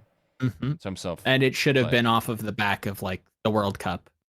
Yes. More of these like Flashpoint, like what's the new one with like the influencers and like the streamers that you can't play. You can't have like Overwatch talent or current Overwatch and Contenders talent, Overwatch League and Contenders talent playing in it, like that whole like tournament. Like there is investment there that is probably successful, but this needed to happen during free to play. Is what Yiska's saying. Ironically, you know what? Like because Contenders is already in OWL this year. Yeah, like you're helping Korea and the APAC region even more, right? Like that interest is there. They are seeing their Contenders players play against Overwatch League teams. If you see this as a problem, the asymmetry of players to viewership, I would say, that problem has been exacerbated by the structures. I think like you probably like I get why you can't, but like it's dimorphous, right? Like the extremities here are grown differently and counter to what you want it to be, because you have most of your free franchises in NA. Viewers are homers that want to have people they can identify with, and that works through character that is expressed through language much more easily. And we don't have systems to bring those non-English speakers. We do not have enough to offer that up and have that be a funnel. We do not have the showmanship to make that work. So, yeah, there's a lot of, things where the gears just aren't wrapping into each other well yet. And unfortunately, we have all the steam to power this engine with this F2P, but we do not have the gears to, Yet again, it's the sins of the past, the sins of the father, let's say, haunting us still, that we can't, or it's very difficult for the developer to try to push more resources or find the resources to allocate them in a timely fashion during the iron being hot period, right? That to me screams that, undermanned, understaffed, low resources until there's resources to pull from, right? Like it screams just, being capped at the knees at some point. And you have to kind of wonder if it's not, a systematic issue from how we started the league, right? And where everybody's at now. Joe, I just realized, okay. The Toronto Defiant picked up 2 Korean players, and they are likely to get a visa, right? But it still adds some obstacles in terms of language and whatnot, right? If your suggestion is right, that you could build a good team with folks left outside the Overwatch League, then who would you have added to the Toronto Defiant instead of Spectra and I'm blanking. Who's the other guy? Here in a second. Opener, right? Yeah. Yeah. Who would you have added instead? Well, Vega's obviously the first option, but that can't happen. Yeah. That's off the table. That starts to go outside of my contenders wheelhouse. I think Spectra probably. I know Spectra as like a Echo and Tracer player and not much else. Yeah, that's my ignorance, right? Yeah. He can play projectile to some degree, and he can play Tracer. That's about it. I think those are players. Those players do exist in NA, right? I think, obviously Speedily fits that, but can't work on this team. They just drop it. I think Rocket can play that. I think Tree can play that. I think that they're past that. I think there are at least some names that you could trial. That's where I have to feign ignorance and not be able to name names. I'm placing trust in a wide Rocket swath is not eligible, unfortunately, I think. Is he not? I thought with the age restriction. He turned 18 on April 5th, and the cutoff was allegedly the 26th of March, if I'm not mistaken. So he's in the Vega zone, I think. Okay. Might be wrong. Like that, once again, we never defined if season start is Pro AM, which was 26, and that date actually popped up in one of the pieces, or if it was April 27th. I have no idea if this kid is eligible. Don't know. But I'll do you. Yeah, okay. I'll even with you, and you can't do it that way either because he's in the league. Mm-hmm. How do you improve Toronto Defiant without pulling from the league? And you have to look at NA in particular. Am I reading the rules right? Yep. Who impressed me? Tree's the easy one. Now it's a main support. Yeah. Is he ineligible? Yep. He's not even. That's true. Yep. Yeah, that's true. See? Eric, you seeing this? Like this is the top 10 people in top 5. Here we go. It's less of like it's me being underprepared for the question because it's happening now. But you have a feeling towards like okay, this is like please get the fucking like blue, red, and white shades of your eyes and consider first what is happening. To be fair, also, like, I'm not as well versed as I should be. Yeah, obviously, like, I understand the exercise that you're putting forth. I do. Mm-hmm. That being said, this isn't coming from a place of cope. This is coming from a place of, I know, and I think we both know how these teams scout, the stigma around, how performance is, like, super valuable. Nobody's looking. Nobody's trying to really look. If I'm going to be completely honest with you, everybody, like, this was a difficult season to look as well because you had talent like fucking Lipstalker and Alpha E on the table. So yeah, no fucking shit. Are you going to maybe pass on like the edge case NA player or the edge case EU player because you have not so Korean talent that has just entered the free agency market? Like, yeah, of course. You're fucking wiggling around the issue right now, Joe. You have 2 roles to fill. You told me you could build an entire team. I'm asking you just for 2, okay? I think I could probably answer you 2. I just need to look. I need time to actually look. I think your best case for one of them is... no, fuck. Yeah. It's not easy to do on the spot, is it? Um, I don't know how good Vision is. I've heard good things. I think he might be interesting to trial. I I don't know. I don't know. And that's my ignorance because I like haven't. there's just what Juby. No. No. I'm more interested in giving somebody else a trial. I have to look. I think I can. I could. If you give me time, I think I can Okay, give you a list of people that I'd be interested in. Sweet.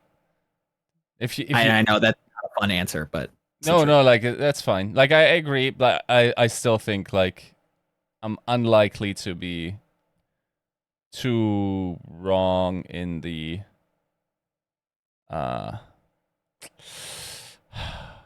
dude, like yeah, like all of these kids up 17, I'm going nuts. Yeah, no. I think it would be very hard. I don't think it's easy. Let me preface a lot of like the critique that I'm leveraging against these teams. It's not easy to do, like, but I think if for you all of wanted those, to, I think you could. For all of those, I'm looking at these names. I'm just saying, okay, OG is better. Okay, Sam is better. Okay, like, Speedily is better. I think that's not an easy bar to clear.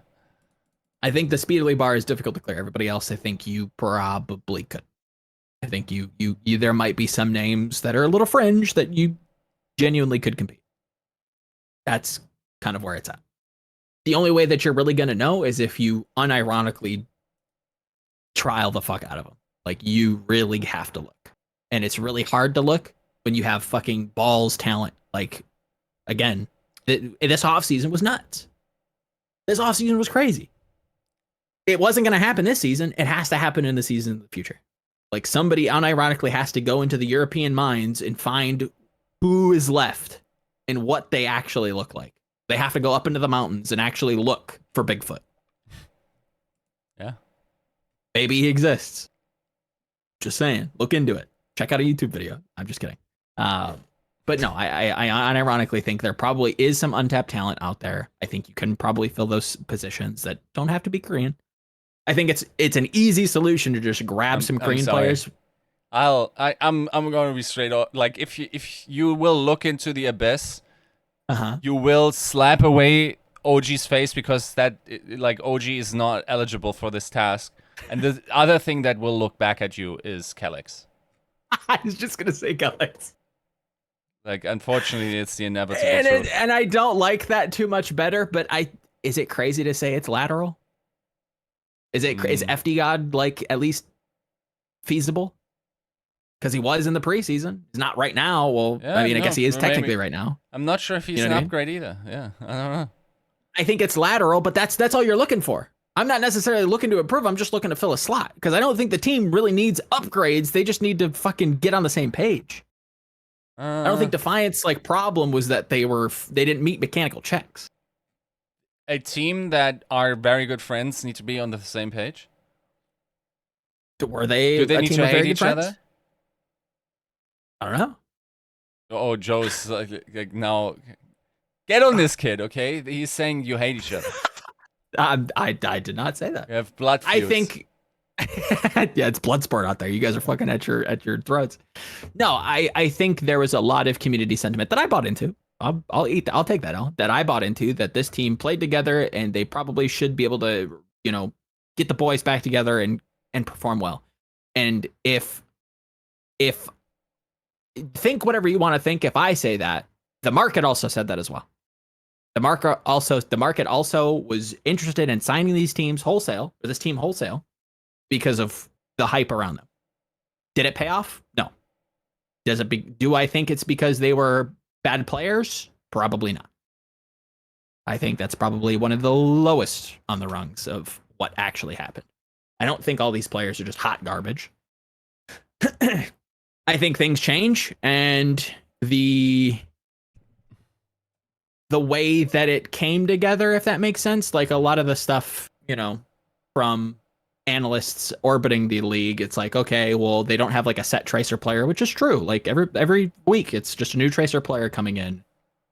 whatever, like that doesn't make a ton of sense. I don't know what Sam's role really was on the team. It seemed like it was clear in the pro-am in the couple first weeks, and now he's like getting starting time. It didn't make a ton of sense, and I think they were trying things because shit was going wrong internally. That's my read on things. That's my wild speculation. It's not working, you gotta fucking turn it around. The only way you turn it around, you gotta restart it. And yeah, you can add Korean players. That's going to be an upgrade. Like, you have the resources to do that. I don't hate you for it, but to say that you couldn't do at least lateral movements with Western players, I think is wrong. I think you need more than lateral moves. I don't know. And I think I'm already looking forward to these comments. And let me be clear. If you're an American and getting very heated at what I said, I want you to know you are also a worse fan than any European fan because you're not beating Amo. Okay? You're just not. You're getting fuck it marketplace. Okay? That's fair. I'll respect that. And again, like this is just me looking at talent that has sat around for too long and probably should get a chance. And not people being blinded by like the Odyssey experiment failing, right? Or like, oh, Saints sucked at Pro-Am, they're fucking bad. It's like, no, guys, I think they're probably not as bad as you think. Are they like San Francisco Shock? Are they, championship level? Probably not. I don't think you need to be, right? I don't think it's that bad. That said, I will be thinking about and actively looking into the Toronto question. We will revisit this. Mm-hmm. But we do have some other transfers to discuss before we completely get out of here. Yep. So we've got through Vegas. We do have to talk about Hangzhou. 20's out. Ray's out for the fourth time, it feels like. Creed's in at the coaching position. What do we... Is that a bad thing? Look, I feel like I feel like it's only in the service of political balance that I also say fuck off Chinese fans. I got on the American fans, okay? You also got to get a grip. Like everything I hear about, like folks shitting both on No Hill and Ray, these are legit the two guys that put your country on the map in terms of Overwatch skill. Especially Ray, this guy held this, like everything that is of note. Yep. From MY to Chengdu Hunters to, was he the coach for Team China? I think. Hey, let me double check. Maybe not. Maybe I'm like, hold your horses before you kill me. World Cup 2018, 2019. Was he? Yep. What are you mad at? Bro, you should, like, as far as I'm concerned, you should, like, that's your god, okay? Yeah. Wholeheartedly. This man... I haven't heard the hate. I saw like the thread that he posted, I saw some comments on it. I haven't like dove deep into that, but if Chinese fans are unironically giving Ray shit, it has to, my assumption, it has to come from a place of like, you haven't brought us a championship and like just this ruthless like thirst for winning, which I can understand. I don't sympathize with, but like, okay, sure, I can see the logic, but this is one of the best coaches probably in Overwatch history. Yes. Who has creatively found ways to play the game with players who, let's face it, Ji Chirin was not cutting it in goats, guys. Let's it's not crazy to say. Ameng was not the best tank player in the world, but with what they did, they still managed to be competitive. That team should have no business being competitive at all. And maybe with other coaches, they just play goats and they suck. Period. The end. And the Chengdu zone never happens. I genuinely wonder how much Ray has created and opened up the meta in a lot of these situations. I would wager quite a lot. I know none of that criticism can come from someone that like is even in the vicinity of a family with a young child. It's impossible to hold both of this position of saying he's a slacker while having those achievements while Yeah. raising a child and expect another one. It is impossible to hold these positions in one hand. Okay, like, I'm sorry, this is, yeah, I don't know, like, fans, like, Jesus, it's a weird one, and It is. like, I think I'm not sure that for Ray I don't understand it at all. For No Hill I don't know enough about what the problem there is. But I recognize that there has been a constant criticism and also an ignoring of No Hill as a coach from Chinese organizations. And I like, if you're Chinese, I'd love to find out what the reasons are. Because to me, this guy always presented as a very passionate coach that tries his best and had notable achievements in the past. And has had to coach some bad teams recently with really, like, at least last year, with abysmal budget, and still performed admirably while not getting paid for some parts of it, and his players not. And then this year, fair enough, that team is definitely underperforming, and you could even say it is because of a coaching thing, because they were running weird shit, right? Like, at times. Specifically in scrims. But then again, he's also not the head coach. So, yeah, that one is like, someone's got to explain the specific criticism towards him to me. But at the same time, like, I feel like folks got to realize this is an 80-hour plus a week job. Nobody's a slacker. Okay. Like, definitely, like, the point of sports almost is to criticize those making decisions, but, like, you got to come up with better arguments than they are lazy. Okay, like, none of those folks are lazy. I like that energy for a lot of different things. Players looking at you too. Not everybody's just lazy. Sometimes it's just you. Just gonna leave that one on the table. Heard it too many times now. It just can't all be true. Especially when other people just pop back up. That being said, I think for Ray, I think this is it. One of my favorite coaches. I think it's just time to hang it up. I think he's got his foot out the door. He's got a child on the way. He's got some family stuff going on. There's external things. Do that. Just focus there. I think this is it. And I think it's to his benefit. And I think it's probably to the Sparks' benefit in the future. Not the immediate future, because I think as we approach a new game mode and we approach a new hero and we approach new patches, having that kind of a mind around has to be a catalyst to figuring shit out. Right? When you put that supercomputer of a brain through scrims, through review, and you task him with figuring out, like, and reverse engineering exactly what's going on in these scrims and these, environments, I have to assume that helps get players up to speed very, very quickly, or finding creative solutions to problems that, other teams might not be able to do or find. So that, I think, is going to maybe stymie their growth as we approach maybe some bias resetting, as we get some new patches, as the meta does shake up, as we, like I said, get new heroes and stuff.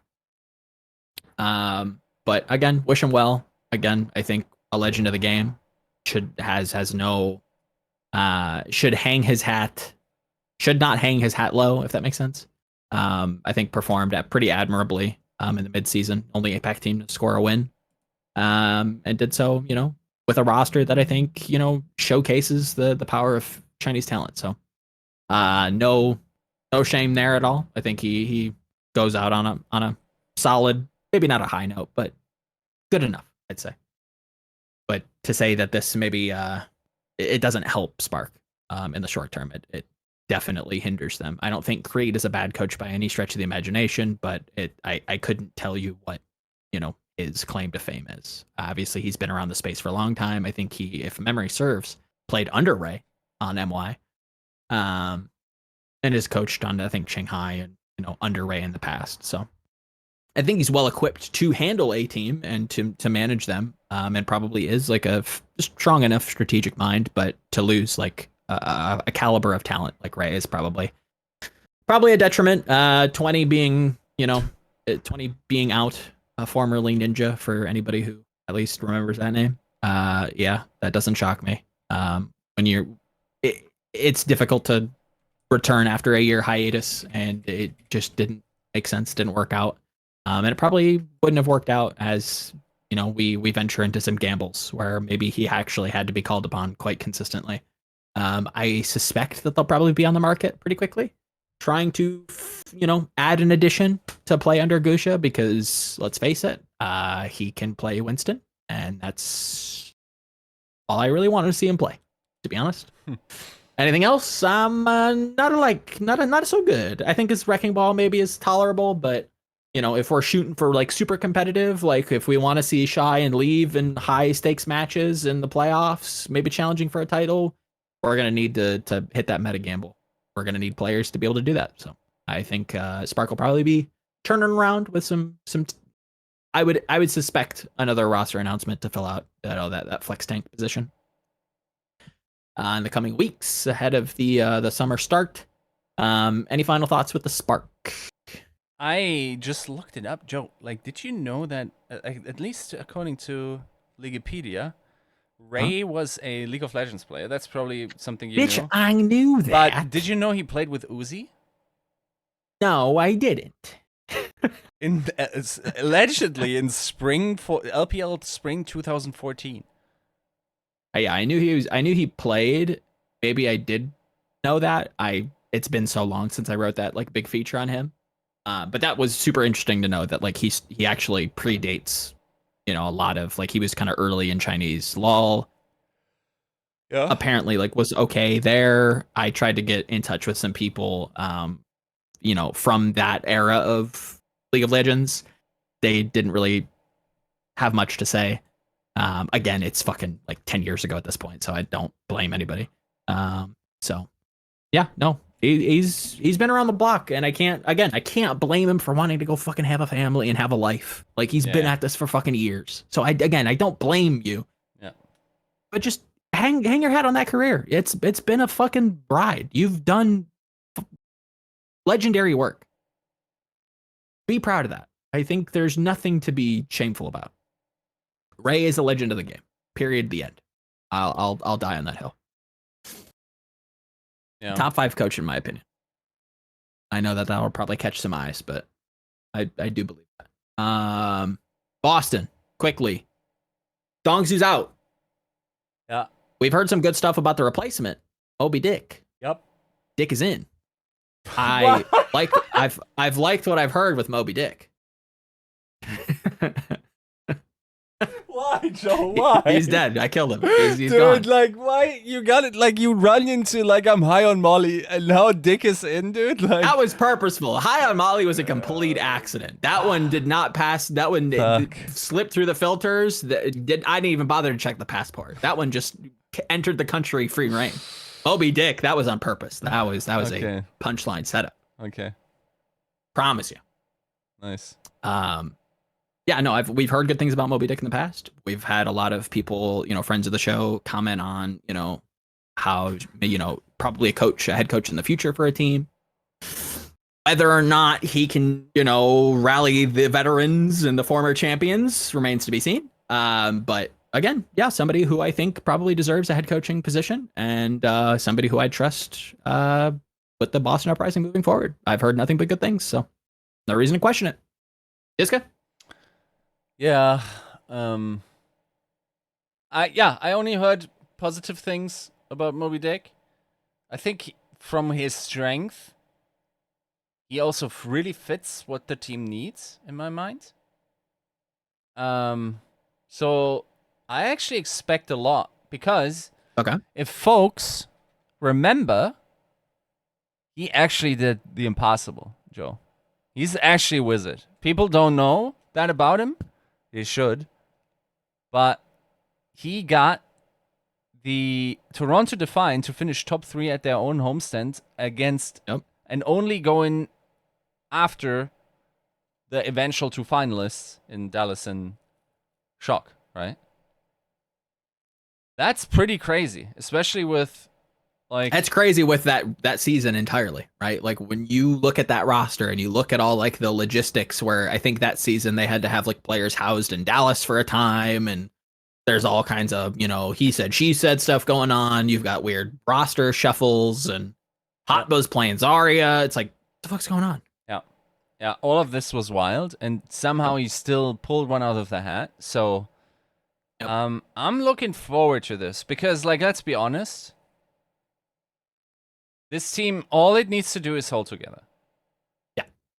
And while I didn't believe it to be an issue in the preseason, I'm much more coming around to that being the essential truth. Once again, Arnold's quote reverberates in the halls of esports. Mm-hmm. Like, sometimes in esports, it's just about keeping your shit together. Okay? Yeah. So I think that's the guy you want there, given the current available coaching talent. Yeah. It's actually quite kind of scary. I think this, I'd not be surprised if they just like become a stable top 4, top 3 team. Depending on what kind of meta you run into, they could even shoot upwards. I mean, all the potential in the world. Why not? Yeah, I think most metas you should. I can't conceive of a meta where they're better than Rain, but I mean, sure, that's fair. Yeah, no, I'm kind of excited for this. I hope like this breathes some new life because let's be honest, like the way their last match is jokes, dude. Like I recently got to catch up. I didn't like because it was in the middle of the night and Sure, yeah. Jokes. Okay. They did not play. They got memes. Yeah. So yeah, I'm looking forward to this. Should be interesting. Mm-hmm. We'll see. Maybe I'll get to talk to him. But I'm monitoring the situation. I think like this is a cool thing because like I don't want this season to necessarily only end up in a 2-horse race. I think there are still some players left. I hope Shock bounces back hardcore. I think Yes. I hope Mayhem finds a couple of more percent in themselves to also consistently challenge for the top. I hope the Gladiators are improving through their transfer. I think we might very soon have a very solid top 5. I think so. I think we will. If everything goes as we think it might, I think this midseason will be remembered as like a big level up again. Something we've hoped for a long time, where it's like, okay, we start the preseason with some experiments. Some of them are bound to fail. So let's make some moves in the midseason. Nobody ever seems to want to do that. Nobody ever wants to fucking, abandon ship and make some actually intelligent moves. No, I'm not talking to you, Toronto Defiant, and going from Korean to completely Western with your academy team in mind. I'm sorry, that's not what I want. What I want is a competitive roster, somebody who's, in positions to make upgrades that are actually, make sense. Where it's like Danteh makes a lot of sense. Why you'd want to like replace him with the available talent coming out of Korea. This is all everything here is good for the most part. Everything, and we're gonna reach to the Dragons as well. That is a great move. I like that. Let's not, waste any more time. Fleta's out. He's a coach now. That hurts my heart seeing him from, the doldrums of Flashlex to an MVP career, and seemingly probably hanging it up for the time being, stepping into the coaching role for the Dragons, helping Moon. But let's be honest, the experiment didn't work. Fate is just going to be better. We've seen him perform in tier 2. It's still Fate. Guys, it's still Fate. He's not, the world beater, but he's going to be like a mid-pack tank in a pack. That says something, right? Like that's still like way better than Fleta was. Let's be honest. I'll always speak Fleta's name with an air of reverence. Not the best tank player I've ever seen. Let's keep it a buck, right? Fate is an upgrade. Is going to make Shanghai more competitive. That's what we need for this product to succeed. That's what Shanghai needs if they're going to exist, right? Makes sense. Moon's worked with him before. He's a known quantity. It fits Moon's track record as well. I think he needs somebody to scout talent. Period. The end. He, I think, has a bad track record when it comes to scouting talent. And does really, really well when he can work with talent he's, familiar with, known quantities. If Shanghai, if this core moves forward, we'll see what 2024 looks like for them. And they want to stay with Moon. I think he has to find somebody to kind of like play second fiddle to him, where they're the ones looking at this talent. It seems like he's like a system guy. I think that's kind of what we've heard as well.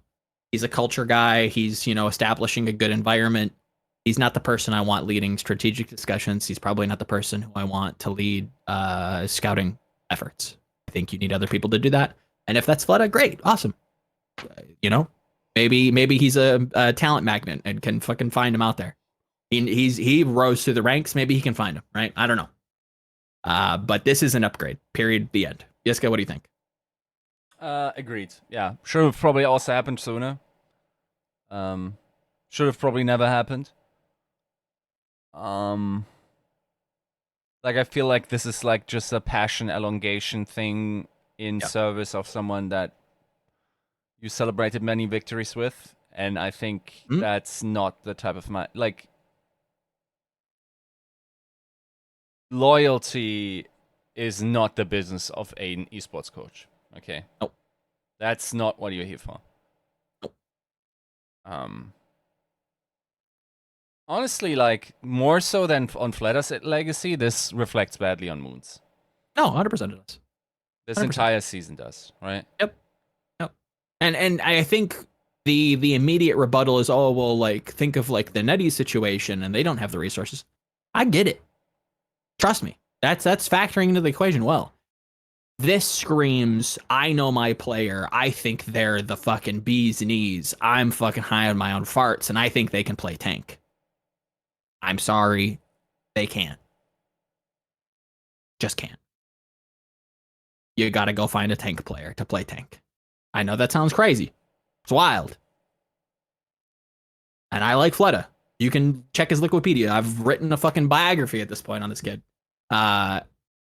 Just not gonna be the tank player. Also, real talk, like this might work with Lee Jae-gon and Izayaki and Lib on your team. Maybe you can just slot a bot in there and just be fine. But like, you gotta fucking read the room and look at like what else you got there, and like I don't know, like you can put a Lada steering wheel on a fucking Lambo.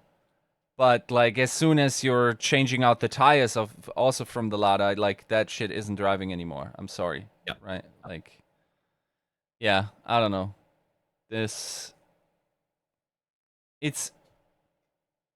I'm bored by that team.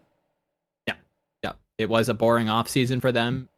Again, understanding full well that they're under serious constraints due to the political climate of Blizzard, Activision Blizzard, and NetEase. I get it wholeheartedly. I did not expect much. Did I expect Fleta tank? No, I did not. That is cap. That is cap as shit.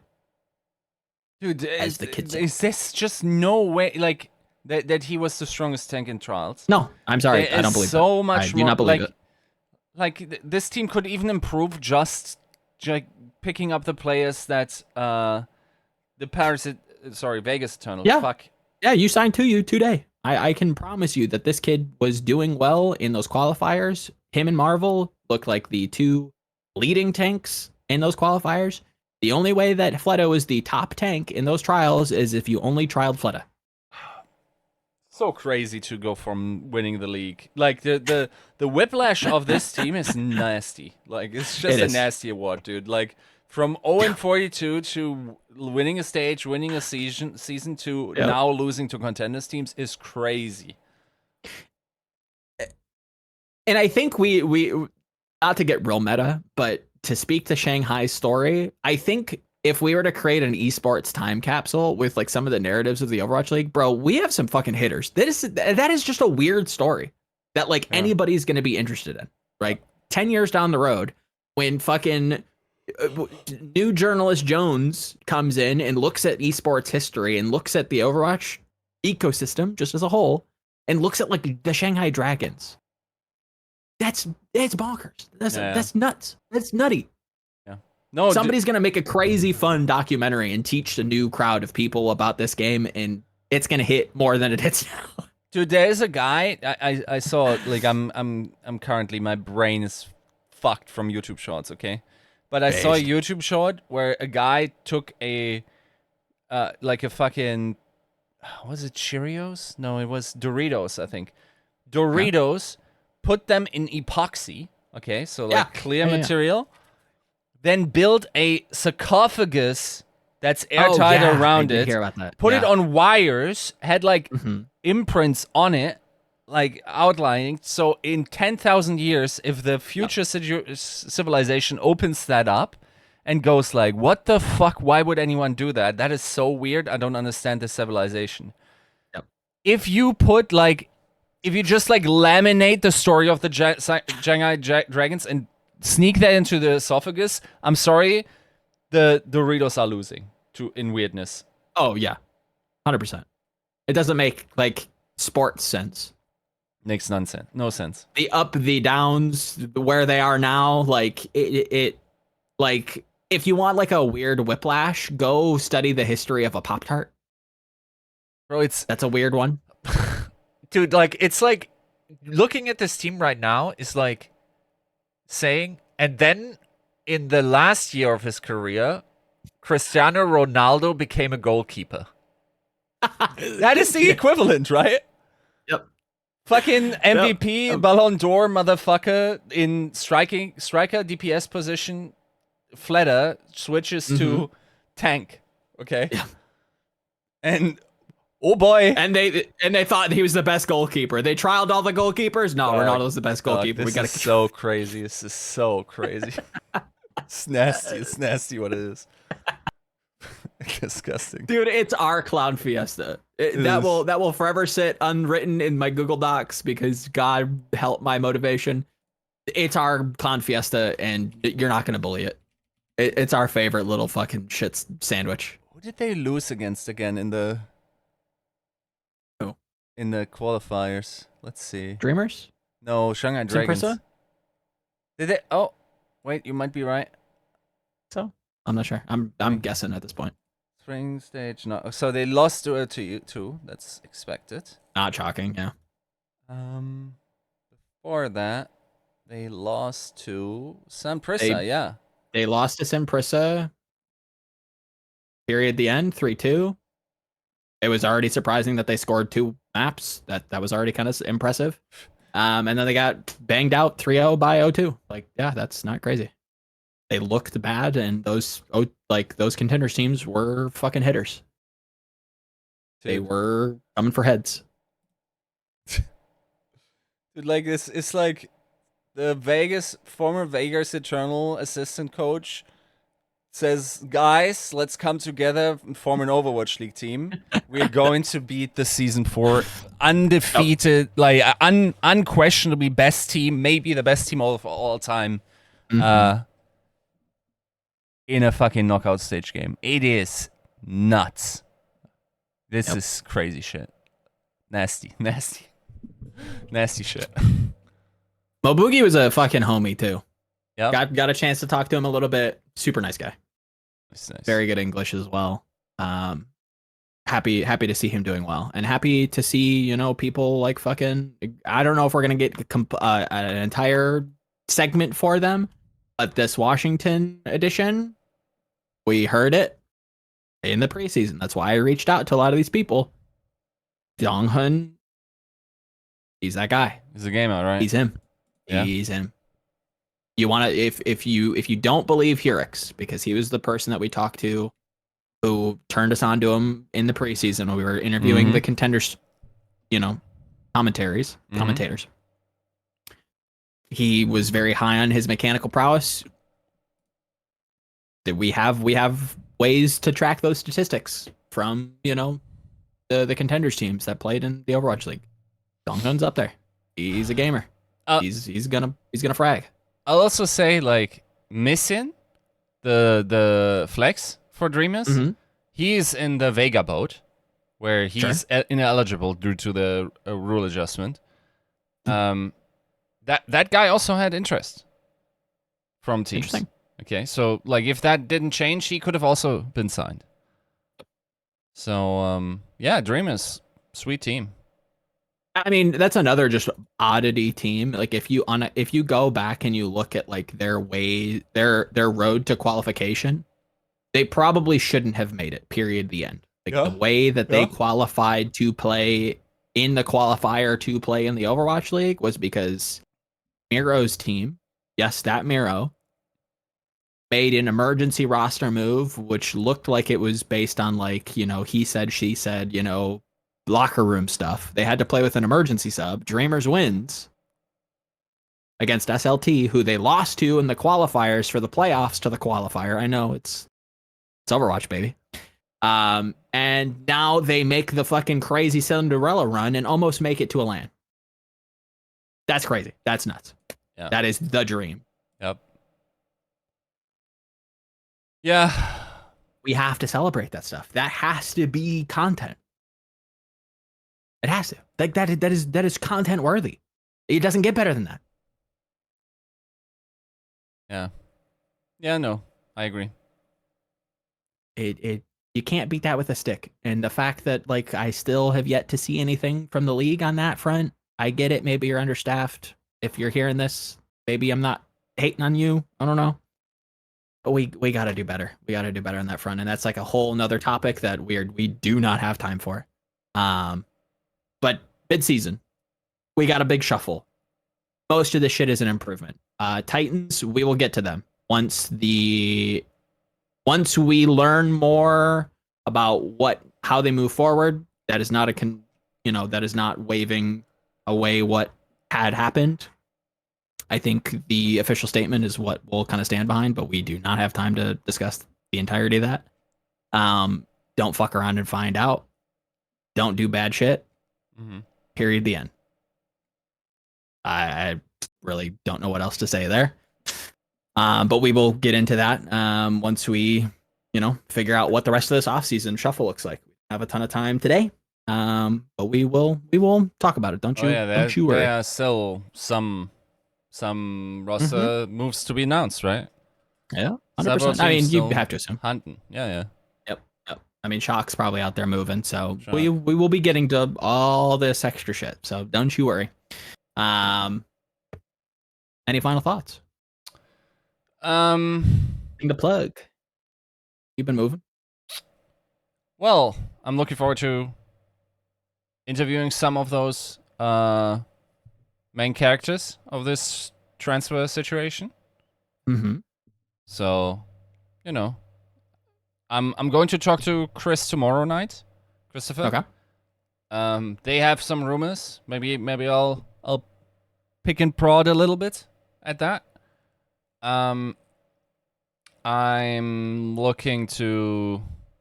We'll see. Like, I don't want to overpromise too much, but like, I want to talk to the folks that either left or joined teams, Sure, and get the story out there, especially there where we have blanks.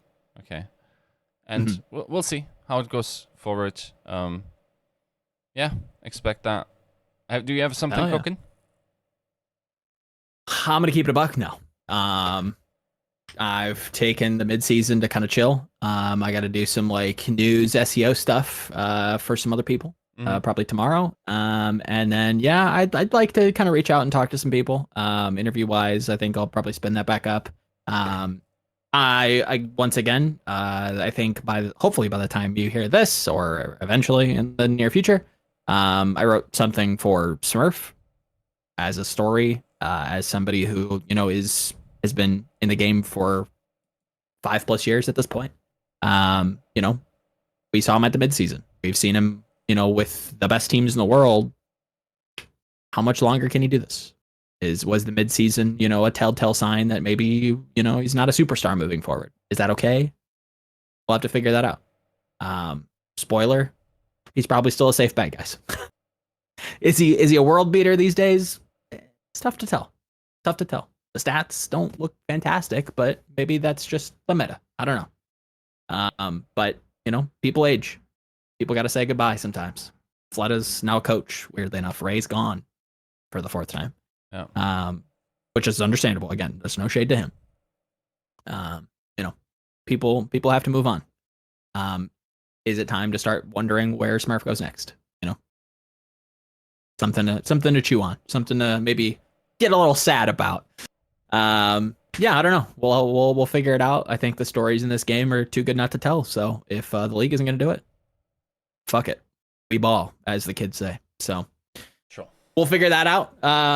Again, if you liked any of this discussion today, comment, like, subscribe, all that YouTube good shit. Share the podcast, download it on iTunes. That helps a ton.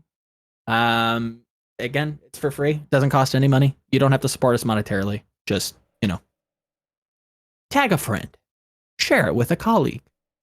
That helps. It helps. It really does affect how the algorithm sees us. So if you want to, get more people here, join the community. There's a Discord. We're hanging out. I'm forcing kids to watch G Gundam. Any 90s kids remember G Gundam? Because I do. And we're watching it together. So if that's something you want to partake in, come on over. We'd be happy to have you.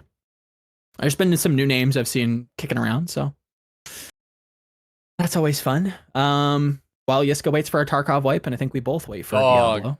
Yeah, I need that Tarkov wipe. So, I can't have the Tarkov wipe hit at the same time as Season 1.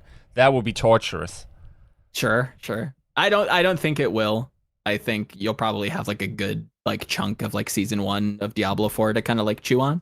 And then you'll probably start getting some news about the Tarkov wipe. Again, those pre-wipe events are already kicking around, so it's only time.